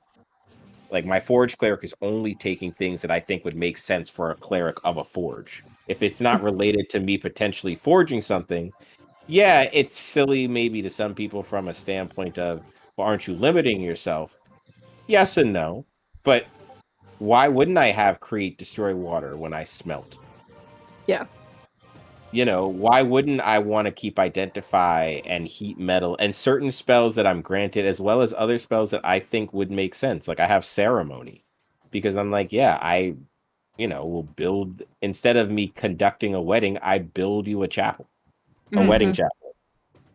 And that's my ceremony to help you get married. Aw, that's cute. But I it's like that. stuff like that that you and us as DMs and GMs and players need to be okay saying, like, hey, would this work? I'd like Mm-hmm. this as an idea. Yeah. You're not asking me to give you the +7 sword of Yeah. Arameus. You're asking for, hey, I want to be a kickboxer as a monk. So can my unarmed strike be my feet?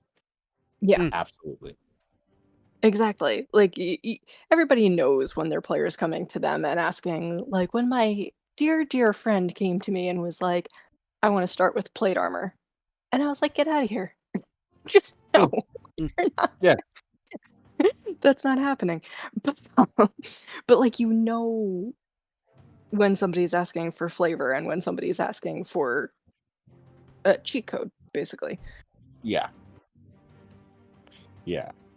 And when you understand that balance, which is what I think, I had a conversation with another DM of my DM for this campaign that I'm in now, and he said that he explicitly hates homebrew because homebrew always takes things too far.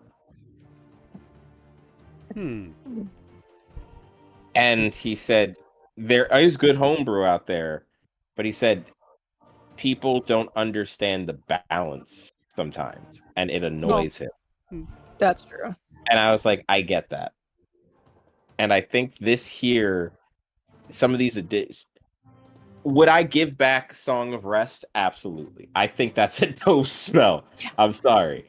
I've given it back. But I It's not think that powerful enough to have pulled. yeah, exactly. It's really not. I was never threatened by my players utilizing a Song of Rest. Yeah. But I want people to be able to flavor things and go outside. If this helps players, I guess, go further beyond their actual character sheet, then I'll support it for now. On a trial basis. Yeah. That's exactly where it ends up too, on a severe trial basis, because I can also foresee this being an absolute mess. Like we said when we started with the Barbarian one, though, like yeah, there's now a 2014 way to build a bard or any class versus 2024, and you're supposed to do one or the other. But the vast majority of people who have played before this point, like if you jump on when the 2024 Player's Handbook is out, you're probably going to start from there. But if you've played 5e before, you're going to mix and match between the new and the old version. Yeah. Yeah. And honestly, like, so I gave my husband the option. We were sitting there like the night before our last session, and I was reading through these, and I was like, "Hey, do you want to incorporate them in the new Bard stuff?" And he was like, "Oh, send me the link." So I sent him this page, and he looked at it, and he just looks at me, and he's like, "Why would I do this?" Mm. I was like, "Fair, just giving you the option." Yeah. Like, It's nice to have. yeah, but also at level 4, like all it does is take away stuff. Like it doesn't actually, other Fair. than extending how long the inspiration is there for, it literally just removes Song of Rest. Because he's Yeah. already got a subclass. When we get to Ranger, I'll have some things to say. They like removed all the ideas that like Rangers know their way around the land. Like that just Yeah. takes away all your extra roleplay stuff. Like why would I know this? What have I done before? Nah, you don't need that anymore. Just hit people harder. Yeah. Because they want to get rid of the stigma that Rangers are useless, even though they are far from. Yeah. Don't worry, I have Yeah, my and gripes when we get there too. Yeah, once they beefed them up, they were great. All right, well, we're not there. We're on Yeah, Bards. we're not there. We are on Bard subclasses. So like we said, all the 2024 classes get 4 subclasses. Usually one is new, and then the other 3 are old subclasses. They kind of tweaked a bit. So now you have College of Dance, College of Glamour, College of Lore, and College of Valor. College of Dance is interesting because again they're trying to push away from music. So they're going for, you're going to do unarmed strikes and you're going to dance. I think of it as the College of Kevin Bacon. Like you literally are summoned from the town of Footloose, and you have no control over your body but to dance. Kung Fu Hustle. Oh, I was thinking, another solid one. That's another have in the repository, and also they've appeared in my campaign, but none of my players were playing them. There is a dancer class that someone made where like it's kind of like the same idea as Bard, where like your movements sort of, where like before you would have your bardic inspiration from playing music and stuff, your movements sort of beguiled your enemies to make them perform worse and sort of like inspired your teammates to speed up. It's kind of like a weird little built-in control class where you could also do some cool martial arts and stuff. So I'm wondering if College of Dance is going to end up playing like that. Oh, that reminds me of when I played Jade Claw in college. Ooh. What is that? That was fun. Oh, it was an anthropomorphic Chinese zodiac RPG. Like all of the races that you could choose from were animals from the Chinese zodiac. And I don't remember what any of the other classes were, but I was a sword dancer. And that was very much the same kind of thing where like you had like some physical ability, but also like some supporty bits. And it was a whole lot of fun. Those are great. I always forget about that. That was actually my first RPG campaign. Oh. Yeah. Oh.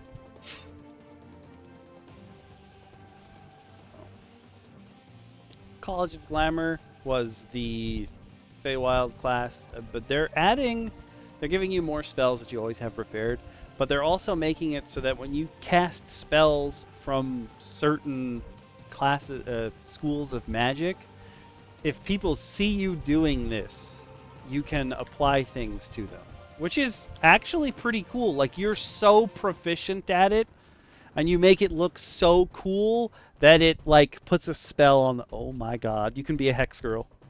Oh Yeah, my you can. gosh. Oh my gosh.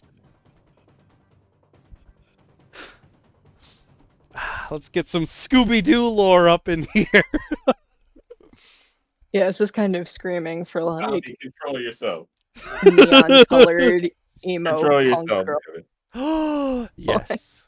You gotta have one bang that goes over your eye, and like Yep. you gotta have a streak of pink in there. Let's go. Too late. We've lost him. Oh, no. Oh, there's another one, like the Barbarian's College of Lore is going to change it so that you don't need to be able to, your opponent doesn't need to be able to hear you when you use cutting words. Kind of like the Barbarian now always has their spider sense on. Even if they're blinded and deafened, they still have advantage on dex saves when they're raging. That's a crock. Sorry, it's just...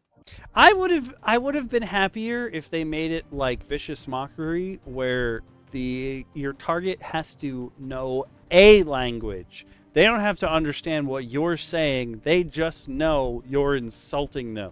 Like, they can feel it in the air. I think that makes sense, though. I mean, you can tell when someone's sneering at you, like, even if it's in another language.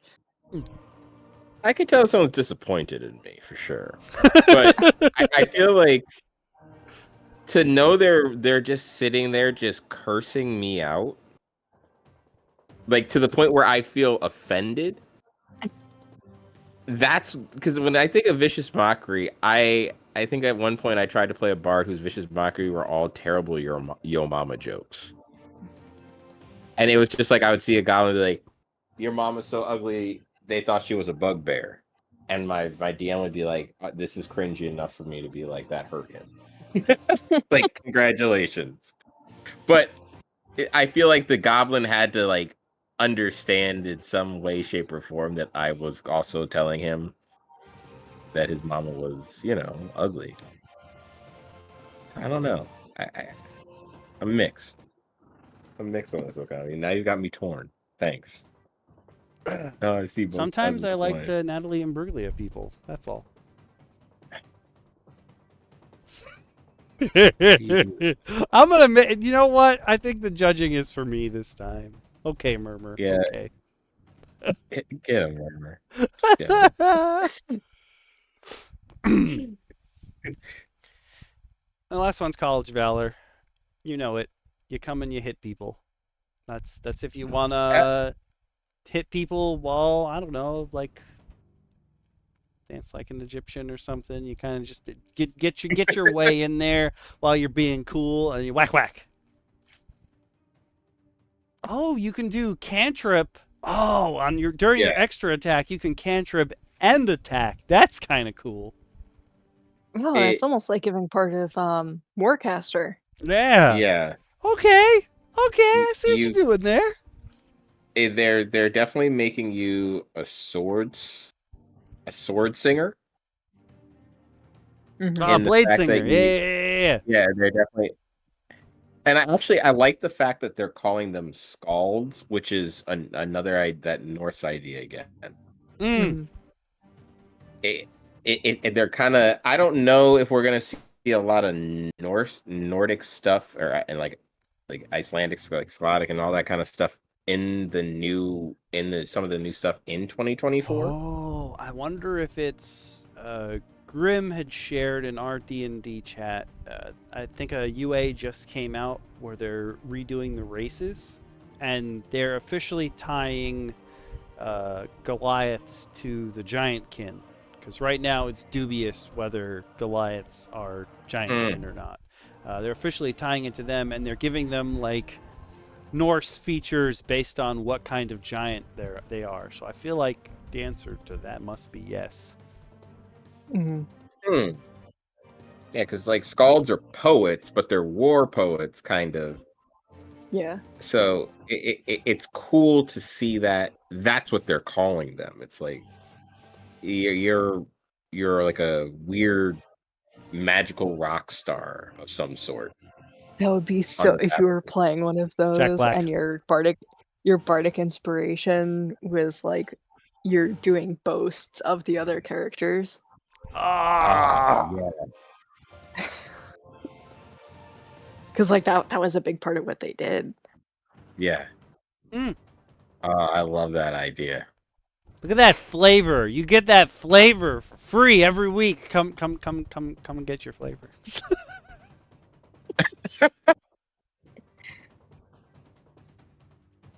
I like how very optimistically I'm just realizing this now. You named this 2024 class reworks, not like part 1 or something. Nope. I'm gonna we should have known. I'm gonna hopefully put in parentheses the 2 classes or however many classes we get through an episode. But I knew that we weren't gonna finish it in one go. Yeah. I realized that as you said it, DM Lacara, and I'm like, we'll finish Bard. I think. Yeah. Yeah. And we'll pick up on cleric and probably Druid next. Well, Druid will actually take no time because there's really not much to Druid right now. All right. I think some of them are like there's way more changes than others. Yeah. Beyond the 4 classes that everyone now has 4 classes or subclasses rather. See that. But seeing as this, as we keep going, Mm-hmm. level 5 is a font of inspiration. You restore uses after a short rest. Spend a spell slot to regain a use of Bardic Inspiration. Doesn't cost an action. Oh, you can sacrifice a spell slot to regain a use Yeah. of Bardic Inspiration. And it doesn't cost an action, so you can just do it as your free per turn. I mean, you're probably not going to burn a bunch of spells to get inspiration when you could be spellcasting, but yeah. Yeah, I feel like there's going to be more use for actual spell than the inspiration behind it, but it could be useful at higher levels. It could be useful at higher levels. Mm.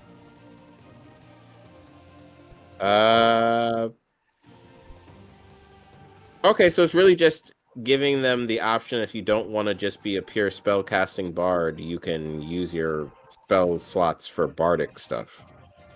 Mm. Okay. Okay. Nothing crazy there, I think. And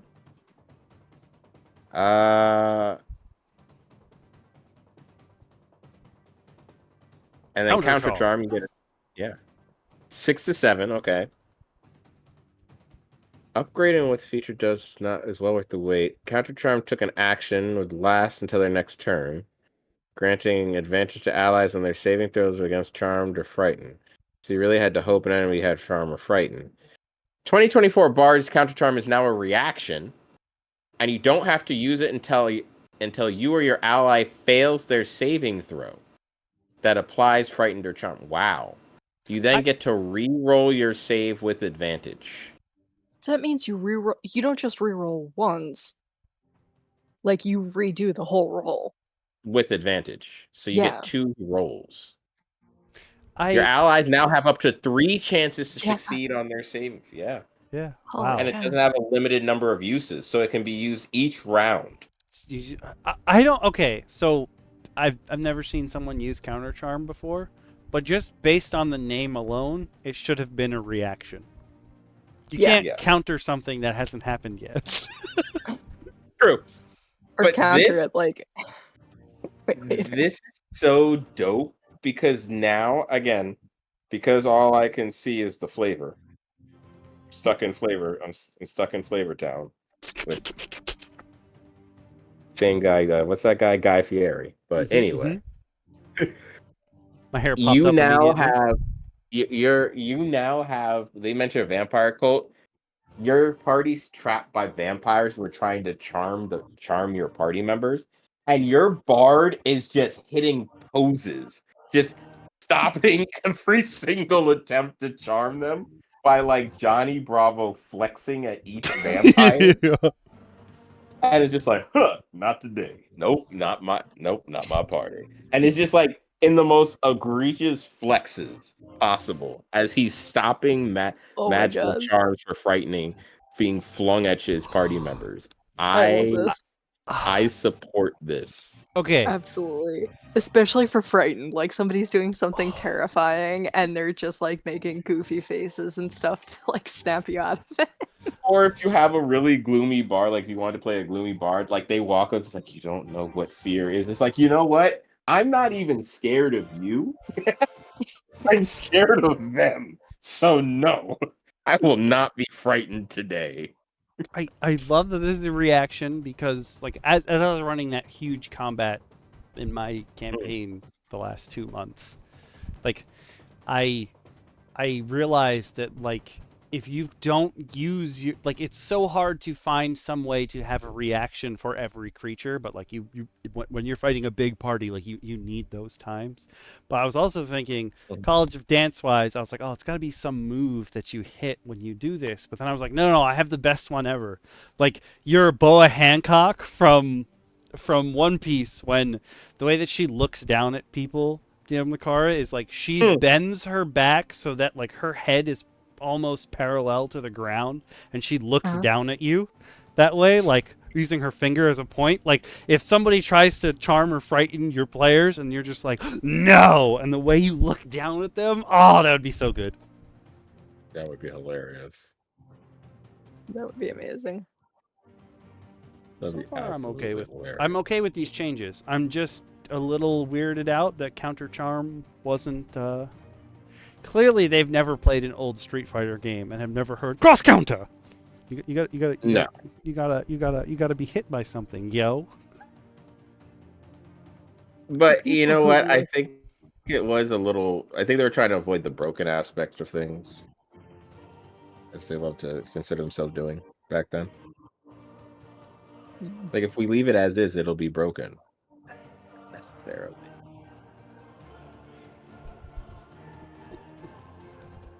Right? At level 10, you get magical secrets. Wow. That sounded more condescending than actual wonder, and I apologize for that. It really did. That could have been murmur. It did. Yeah. I was like, you got some beef with magical secrets. But magical secrets. It's cool that you essentially get to choose some cool new spells. It's helpful for any bard, so you get to play around with certain things. Them saying that, it's a buff from the 2014 counterpart and getting only 3 at magical, it selects from cleric every time you can add to your prepared spell list. And like this also cool. Sort of fits into that. Like, I'm really the jack of all trades. Sure. But also, that means that you can have a bard that casts Fireball. That's nice. Yeah. I'm okay with that. I am... Imagine College of Dance, like, humping fireballs out. But that's the thing. I'm imagining it in probably the most... I'm imagining it probably in the way DM Lacara is fearing it. I think I'm imagining the way you're fearing it, in that they're just walking up to like an enemy encounter, just like, you should take a fireball, and just boom, fireball just blows up an entire encampment and just dance away. I would absolutely have you dancing thrust a fireball. You think this is the amazing opportunity that we cannot let people pass up? I just, flavor-wise, it feels... I get the argument with the jack of all trades, but this feels overly broad to me. I think I would feel better. I think I would feel better if the bard had to pick a class instead of being able to pick from bard, cleric, druid, or wizard. Like, you pick one class, and then you can take spells from there. Because then it's like, sure, they all study different things. Like, this is their specialty. Like, that makes sense. And, like, a little less broken. Because, like, this is basically multi-classing, but better. Mm-hmm. Like, multi-classing. I would... Yeah. From what you're saying is kind of like... the way I have my repository set up and the way I talk to my players about it is like there's spells on there, and when the homebrew spell was written, that person put in classes that it was for, like those are also written there. But like this is all homebrew, so if you have a reason why your character would know that spell, like how that fits into your class, let's chat it out. Yeah. I don't know if I just give them free reign. Yeah, I'd be hard pressed to get them free. Or I would make it so that it could be something that they've seen before. That tracks too. Like, how would you... This is the same argument I have with Grim all the time. Like, how... He has actually seen an artificer, but if you've never studied under an artificer, how would you know how to build the things that they build? Yeah. Fair. Very fair. Yeah, they're in that case in particular, and I think we've had this conversation before, it's going to take you a long time to pull it off. And an even longer time to make it perfect.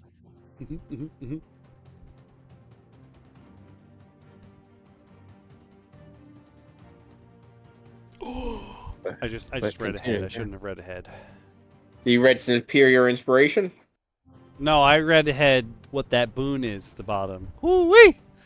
But we're gonna skip that for now because we're on Superior Inspiration. It moves to level 18 and gets a boost. It restored one use of Bardic Inspiration when the pool is deleted when you rolled initiative. You now get 2. If your pool is less than that.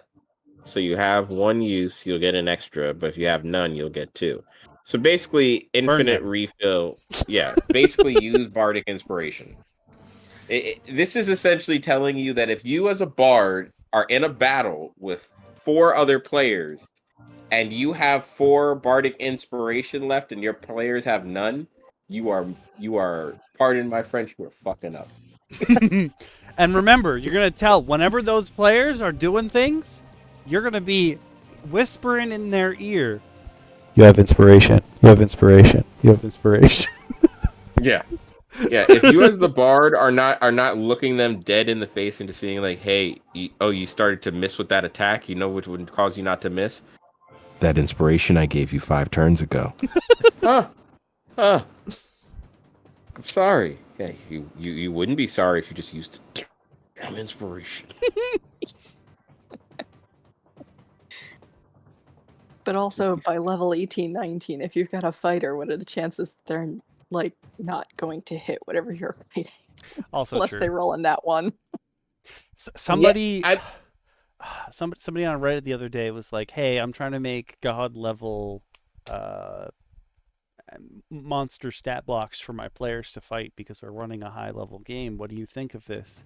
And his Tiamat had a +4 to attack, and we were like, what? Huh? Your players have more than that, buddy. +4? +4 what? +4 times like each head? Like You meant +14, right? He wants this to be a challenge, he said, right? Or they said. +4 to attack, and he was like, oh yeah, I gave it multi-attack. It can claw for a D6 each, and it can bite for a D8. A D6? And we were like, at level 20? So they're gonna sneeze on her, right? Yeah. Does he want the challenge to be for him or for the players? I'm just trying to I'm just trying to understand. Listen, Where we're not even trying to be mean here. It's just like within the confines of D&D, of 5e. Like, if you've ever played before, you'd be like, "Oh, my baby character can do that. This level 20 monster, Yeah. that's all it can do." Yeah, like there's no fear placed in my heart at the idea of a level of a +4 attack at level 20. I'm throwing. I know things level better than 1 that. characters with +4 to Yeah. attack. Mm-hmm. Wow. Yeah, folks, I'm going to tell you something that other DMs don't want you to hear. Maybe this, okay? You're not going to kill your players. Unless you absolutely want to kill your players, you're not going to kill your players. It is surprisingly difficult to kill a party that does not want to be killed. Yeah, they will find a way. Okay, so whatever super creature you thought might just be a little too much, okay, you know what? Maybe don't throw 8 dragons at your party at level 2. Yes, you will kill your players. Okay? That is ridiculous. But if you wanna drop something that seems a little challenging, forget the CR rating. Look at your players. Look at your players and say to yourself, who's intelligent enough to figure out something to hurt this and make this fight trivial? And go from there. Okay? Also, look at the size of your party, because this is the thing that I have struggled with. I have a large party. Yeah. And I do not throw enough monsters at them at one time. I was like, I'll have them fight like 4 things at once. It's a party of 7. It doesn't matter how strong they are if they never get a chance to hit. Yep. Don't be afraid to literally fling Godzilla sometimes at like your level 16 party. Ooh, but on the I will say on the inverse of DM Lacara's problem, because also my party is huge.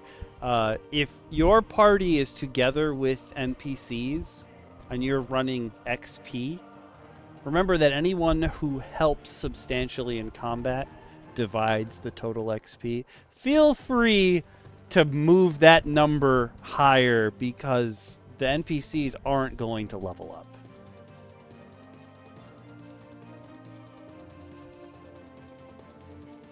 I don't like.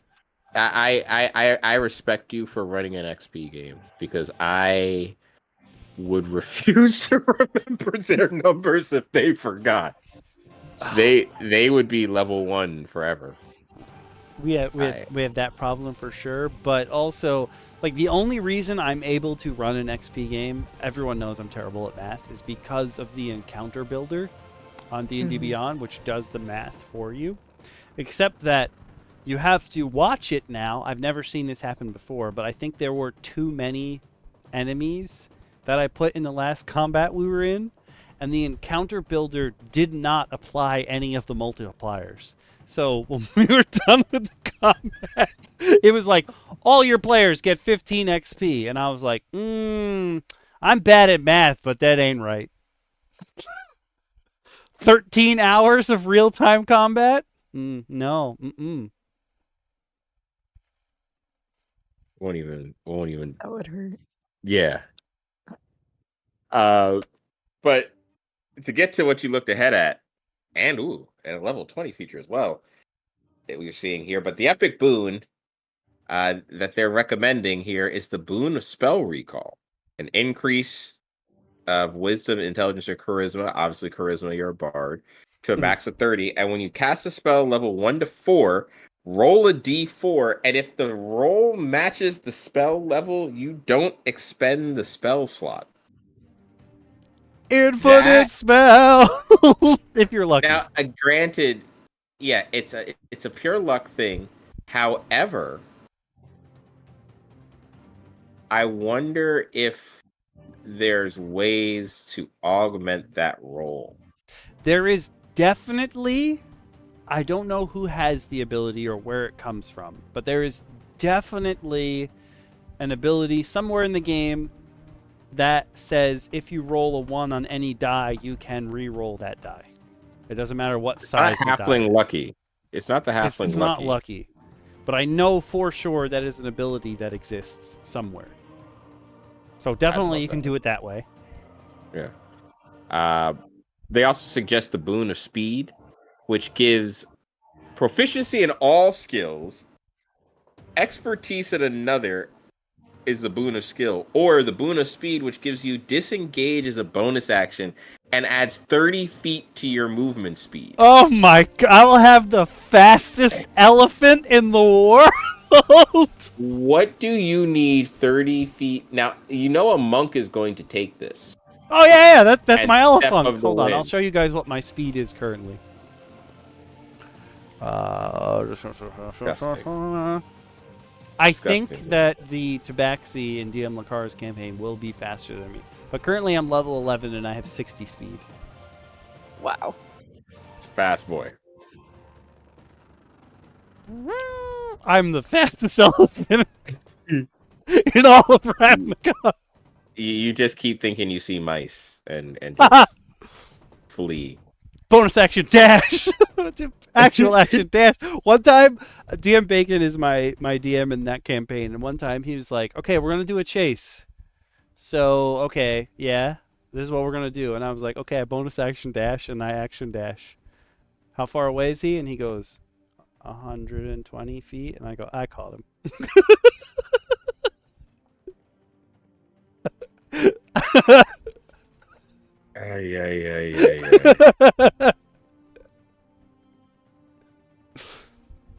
That's when it's like, if I was Bacon, I would just be like, okay, everything you ever fight is going to have wings now.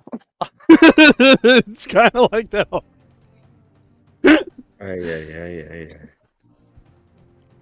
I am speed. For real. Like the Flash as an elephant. I feel like you almost have to have some of the like Juggernaut things from like a few episodes ago, just from the basic physics of like how fast you're moving and how massive you are. Yeah, And it's terrifying because I'm a monk, so I can run on the water. It's a super speed. I can run straight up walls too. I have the Flash. Oh my god, you are just... You're just a monstrosity is what you are at that point. You are an unholy creation. Hey. And it seems like your capstone ability is that you get to add 2... Oh, it's just those specific ones? I thought it was 2 level 9 spells. But it's specifically Power Word Kill and Power Word Heal you learn. Yeah. I am once again okay with this. And it lets you use them on 2 people at once? Rude. Yeah. And no, necessary. Necessary, because every once in a while you need 2 people to look at 2 different people and be like, die, and just watch them drop, okay? I have never been able to successfully cast Power Word Die, but I want to so badly. I love that it's you can utter a word, so it can be any word. So you can be like, shit, piss, and these 2 guys die. Potato. You just turn into Tourette's guy and take these 2 guys out. And I think the best part would be if you like kill an NPC unexpectedly in a room by like saying something weird. It's like fish sticks, and it's just like, huh?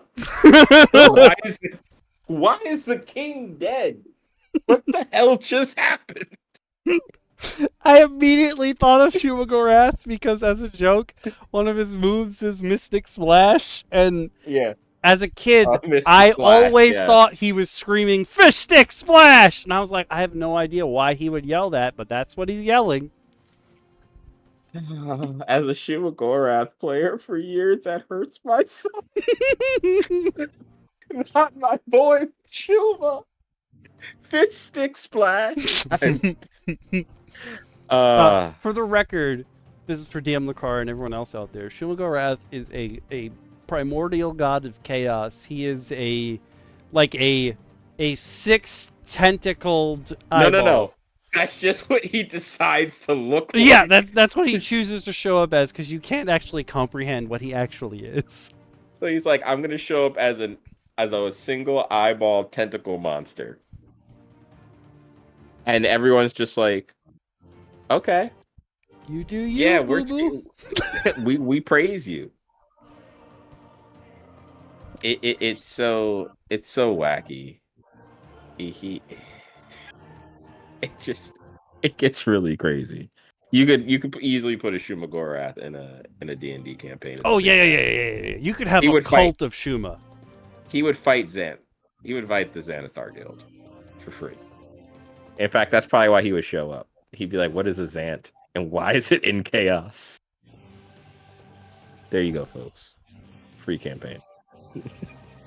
Just in case you don't like, no, I forgot what it's called. I forgot what the new Marvel role-playing game is. You can just do it in your Forgotten Realms campaign, man. Just bring them on in. There's already technically a team of Avengers in Waterdeep. There's the Grey Wardens, so have them fight Shumagorath. Bam! Campaign right there. But to wrap up, I'd say that in the Bard for the day. What does everybody think of the new Bard? DM Lacara, I feel like this is definitely the one that I feel like you're kind of like, Besides Monk, obviously. Yeah. I have issues with both of these. Would you say that though? What kind of tweaks would you say are kind of needed here for you to kind of at least accept some of the changes? Like, what would you tweak if not completely change? So I have no problem with the subclasses, although honestly I feel like they were a little conservative. I feel like they could have been more creative, especially with if they're leaning away from it just having to be a musical thing. You could go in so many different weird directions with it. Have somebody that's a caricature painter. Yeah, I was gonna say they don't have anybody doing painting, drawing, that kind of thing. Yeah, you could have somebody who sculpts things and then brings them to life afterwards. They got into that a bit in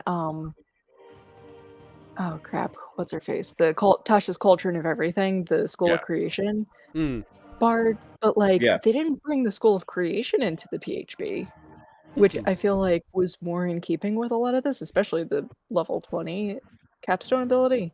And the rest of it just kind of, I don't know, it just kind of fell flat. I know I was complaining about the Song of Rest, but that's fairly minor.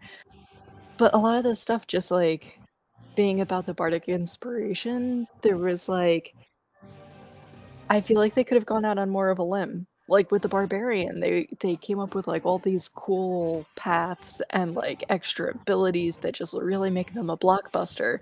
And yet the Bard that has been the cornerstone flavor-wise of so many parties, is you can do some stuff with your inspiration. Isn't that cool? I feel like Barb, what they did with Barb was they were oh, we're gonna change you from your core tenet of I have big stick and I hit things. We're gonna make you so that you can do other things. But whereas the Bard, I almost feel like they're kind of just yo, use them Bard. I feel like they've been hurt by a Bard that didn't use their bardic inspiration. I feel like that's what happened. Yeah. They listen to too much Tabletop Champions. Oh god. Yeah. Or maybe they had a Bard that never reminded them of their bardic inspiration. They've been hurt, and this is how they're getting back at the community. They're I will never forget when I have it for an hour. It's like, but what happens when you do? Dang it, What? Lacara, you never told me. I died. Yeah. Mm. Out of inspiration and what? I failed a death save. Well, I should have used that inspiration, though. Shoots Who daggers. hurt you? I think they're trying to level the playing field. I think they're tired of the bards and like the sorcerers being like these, and the warlocks being these flavor heavy like characters that kind of carry a lot of plot and storyline, Mm. and the other ones just pretty much hit things, magically or literally. So I think what they're trying to do is level the playing field. I think I'm giving them the benefit of the doubt here. No, Mm. I can see it. I can see it. I guess it's just more a matter of in seeing it, I'm not the biggest fan of it.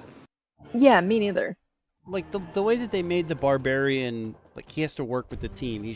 They've shown you through what that character learns, that like, oh, I have to play this game as a team game.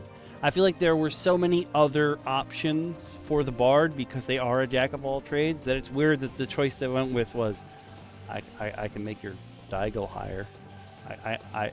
I'm a team player. Yeah. I'll make your die go higher.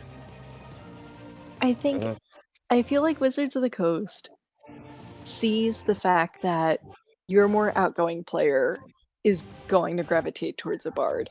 Your person who likes fixing other people's mistakes and like being the smart one is going to be a cleric or a paladin.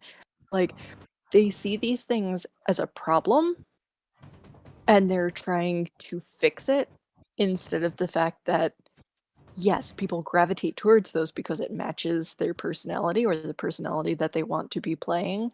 And that's what makes a cohesive group. Those stereotypes help the group knit. You know what to expect from which player. And it gives you a framework if you're new to work within until you find your sea legs. And they're trying to fix it. Yeah, there's definitely I definitely agree with you there. There's definitely a lot of them attempting to reinvent the wheel. Mm-hmm. And failing in places. I think I'll see more of it. You'll see more of it from me in this case. Where I don't see as much of the bard, you'll see it probably from me more when we get to the monk. Mm-hmm. Because there is a lot of the monk, having played monks before, that it hurts to see get lost. Yes. And I have trouble kind of I guess coping with the gains, because there are significant gains for the monk simultaneously, but they're all mechanical. It's hard to see.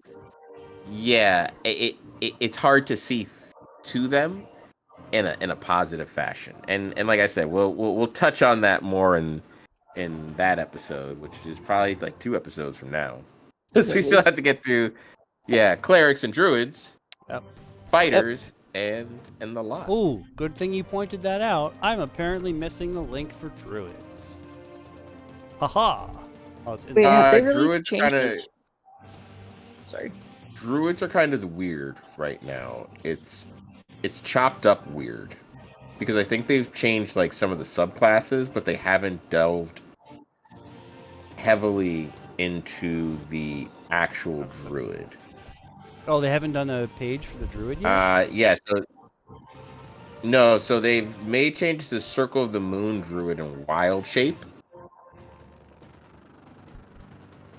But when I go to look for, I hate that you can't search through their posts. You have to search outside of their posts to find them. You gotta go through the only thing they're showing right now. Yeah. Oh god, it's everything looks like a video. It looks like they do not have an actual post, but it's a video. They only have I'm not watching Circle that of video. the Moon. So maybe we won't do druids. Yep, we'll just skip Yeah. them. They're changing Wildshape.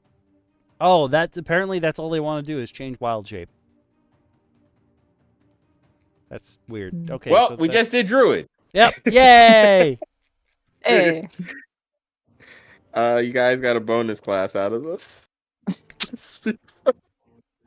Yeah. The changes to Wildshape are not crazy. It's just looking like they're giving you unlimited uses at level 20 and increasing your uses by one at 6 and by 2 at 17. And you just regain some at the short rest and long rest. Oh. Yeah, basically it's just new ways to get your for a Wildshape Circle of the Moon Druid for them to get back Wildshape slots, and it changes. They messed up your hit points. Flight? You don't get the hit points of what creature you are. So you're not as tanky anymore. You just get temp HP equal to your druid level. Oh, that changes how druids play completely. Mm-hmm. Wow.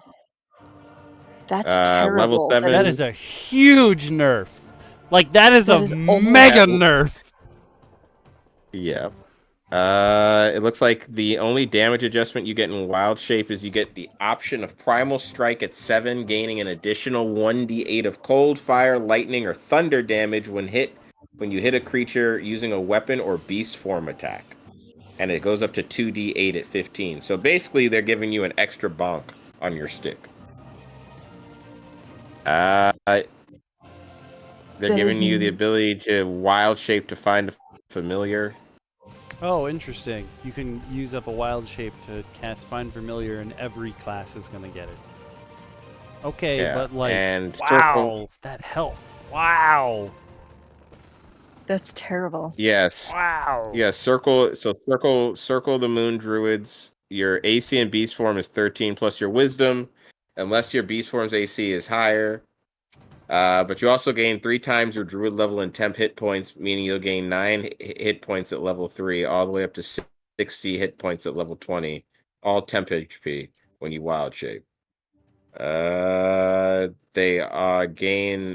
The base class gains the ability to cast spells at level 18 in beast form. Oh. But now the Circle Druid can do it from level 3. Okay, so you can always cast spells now in beast form. You can choose to do normal or radiant damage at level 6. You no longer gain elemental Wildshape. You can now gain Moonlight Step, which allows you to Misty Step and gain advantage on your next attack roll. And level 14, replace 1,000 forms. Once lunar form, once per turn, you deal an additional 2d10 radiant. So they're essentially making you a moon shapeshifter. Yeah. But I mean, the changes to wow, that's like the exact opposite of what I would have done for to change the druids. Yeah. No one kind of is looks going like to accept the new Wildshape changes. No. Not a single person. I would have increased the number of Wildshapes that you get at every level, but maybe adjusted the CR that you can go to. Just they're trying to cope with it by they're trying to compensate it by giving you the ability to burn the spell slot the same way Bardic Inspiration can, to like replace and restore a Wildshape. That's one of the options you get at 5. It looks like. Gonna do that? But yeah, I feel like I already felt like Wildshape was a wasted feature on the Druid and should have been left for a single Druid class. Because I've always imagined the Druid more shamanic. Feel you, bro. I guess. Yeah. In the sense that like they're molding the earth to work with them. They're walking with nature. So yeah, you have like a Beastmaster style who's like summoning animals to attack. I was hoping that they were going to play further into that with the druid now in 2024 and But that really would get mean back to flavor. it being about nature. Yeah. Unfortunately, it would mean flavor. It would mean flavor. Like I look at Baldur's Gate 3's depiction of a blight druid, a circle of spores druid. Mm-hmm. And that is so different from an actual circle of spores druid. Yeah. In game, in that they flavored it so great from the beginning of your selection as a subclass, as your circle. It was just amazingly flavored, and I feel like here, where they could have learned from that and said, okay, let's really lean into a non shape-shifting druid uses his wild shape in a different way. Maybe change it from wild shape to like primal energy and go from there. Like, maybe make an there's so much elemental they could do. version, or yes, there's so many good homebrews of druids. Oh yeah. And the druid homebrews all lean into the same idea. Take away wild shape as you need to turn into something, or turn me into something really fearsome. I saw one that's like, it's based on one of the Magic the Gathering sets at Ixalan where dinosaurs reign, and it literally let this person wild shape into various dinosaurs. Mm-hmm. Instead of creatures, they got dinosaurs. There was that circle of the web, or circle of the weaver one that we did, where it's like wild shape into something specific because it goes with the flavor of the other things you can do. Like that, I feel like that would have been a much more interesting way to go with them. I agree. Or you could even do like Beast Boy in DC Comics. His power is that he can transform into any animal, and later it's explained that he transforms into the animal of whatever plane of existence he's on. So like when he goes to hell, he can become all the demons because they're the animals of that plane. Like when he's on Earth, he turns into Earth animals. Like you could do so many different ones like that. He can transform into things that aren't from this plane, but it's like he has to expand his knowledge and understanding, like his mental capacity. There's an issue where he turns into Starro, one of the big bads of DC, to counter like the evil version of Starro in a crazy way. But he has to turn into a bird to then dive into the ocean to turn into... It's like he turns into a bird to speed up his metabolism and the rate of thinking, then turns into a giant whale to expand his brain to comprehend the shape of what he wants to become, to then transform into this planet-devouring size creature, which is just him essentially ripping himself apart to do this and keep his brain together and form like a super organism. But the way they show it is so amazing in that he's like forcing evolution on himself. That would be something cool to lean into with a druid. Like old spellcasting used to force spellcasters to take horrible mutations. You messed up a magic missile and you grew a lizard's tail. Why not play into that? We saw it with the mutants in the Empowered. Yeah. I was gonna say, one of the first episode of Delving Into Your DMs came out last week, I think. But one of the episodes, I'm just gonna talk about what we use for like our Verdant mutation tables, because the Verdant's supposed to mutate. And we went online and found a bunch of different lists that we use. And even if I show you guys what's on the lists, like my player that found most of the lists for their character, like they don't know what die rolls correspond to what, so it's not like I'm giving anything away, and they've already seen the lists, so I'm not worried about that. But like, there's so many different things that you could do to a player to really mess with them, and not all of them are bad either. Like, they've gained dark vision finally through just random die rolls. Like, it wasn't planned or anything. It's all random. They have a new ability of blinding spit, where if someone's too close, she can spit in their eyes, and now they're blind. Like, there's so many weird things that you could just add in. I wanted the same thing to happen. I had a wild magic Duergar sorcerer. And I was like, I was so excited. I was like, I roll ones all the time. I am going to accumulate so much awesome, weird stuff from the wild magic. I can't wait. The only thing I ever rolled was the one from the table where it's like you forget one of your languages and pick up a new one. That happened to me like 3 times in a row. Oh no. It was the only thing I ever rolled on the wild magic table. I was so angry. Oh no. I also lost all of my original languages, so I could no longer speak to my family. Holy Oh. shit. It was so depressing. You went through it in that campaign. The worst part is it's the same campaign that I lost my cleric in that like Oh, actually man. died. It's the character I rolled after that. Oh no. I'm sorry, y'all. I never shared the Druid page. That's my bad. But that's fine. Oh, it's okay. It's all right. They didn't miss anything. I gotta sign off. Yeah. I think our verdict though is, would we use a new Druid? Hell no. No. Trash. So bad. Fix it, Watsy. Yeah, you want us to use it, fix it first. Whereas all the other classes, well, the 2 classes we've looked at so far have been like, we want you to play with a team. Like, we want to expand your horizons so that you know you're part of a team. This is almost the opposite. If you can't tank, if you can't save yourself by becoming an animal, then that means you're relying on your team to do the saving. Yeah.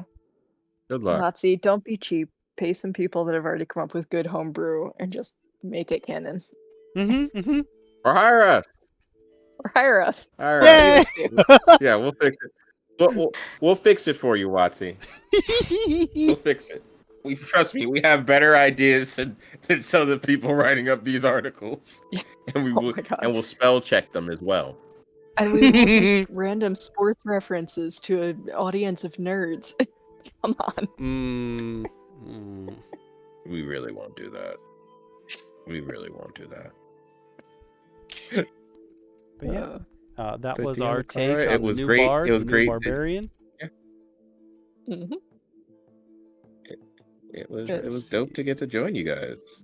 Absolutely. It was fun chatting with you as always. Since we're going to go through all the classes, there's no vote this week. There probably won't be a vote for a couple of weeks, but we will go back to that when we're done with all these classes. Yeah. All right. Probably next week's going to be Fighter, and we might get to Monk. Might be Fighter Cleric and Fighter. Yeah, maybe we might get to Monk as well. We did technically do Cleric and Fighter, yeah. But Druid was... Yeah. I don't think Cleric will take that long. There aren't that many changes to Cleric. Okay. Yeah. So please tune in for that. That will be... We'll take a look at that next week. Monday at 8 p.m. Eastern. What? Monday's the 1st? Monday is the 1st. No, this is wrong. Monday's the 29th. No. Nope. Monday's the 30th? No. 29th. It is the 29th. We'll be taking a look at Cleric and Fighter. Maybe also... Sorry. Yeah, Cleric and Fighter, maybe also Monk. Hopefully Monk. When we get to Monk, we're all going to have some things to say. I'm 100% sure. Yeah, maybe we should leave Monk for the first one of the next series. Yeah, Monk could be its own episode, I think, with our griping. Or maybe Listen, Monk's the first episode. At least what I can say Roundtable so far is we won't be as upset with Monk as we are with what they did to Wildshape. This is just overall bad. I mean, you get to cast spells later on, but you'll be hit before then. I guarantee it. Yeah. But Bard is it is what it is. Druid, again, terrible. Fix it. Yeah. Fix it. Make it look like something. Because right now it looks like trash. Right now it looks like trash. See you guys and gals next week. I'll be streaming Dungeon Defenders 1. We're going to move on to the bonus stages. So me, Bacon, Laura, and DT will be streaming that tomorrow at 7, not 8 Eastern, if you want to find me. Where can they find DM Shin and DM Lacara, though? You can find me anywhere. You can find me probably more likely here on Okami's channel, popping in from time to time. You may hear my voice in a couple of those videos that get posted on the YouTube channel if you're on the YouTube page. But every once in a while, I do pop out of my hole like the groundhog that I am and post content or stream. There actually may even be a stream this week because I was watching Evo and remembered that how much I love fighting games and I have free time. So tune in if you haven't. I'm pretty sure he's put my link in the page and I might pop up on your streaming options. You never know. Have a good week, everybody, if we don't see you. And hopefully the next stream won't have my internet randomly die during the middle of it. Hi. It died for Druids. Bye, everybody. Bye. Wait, I'm going to stop Twitch first. And then I'm going to stop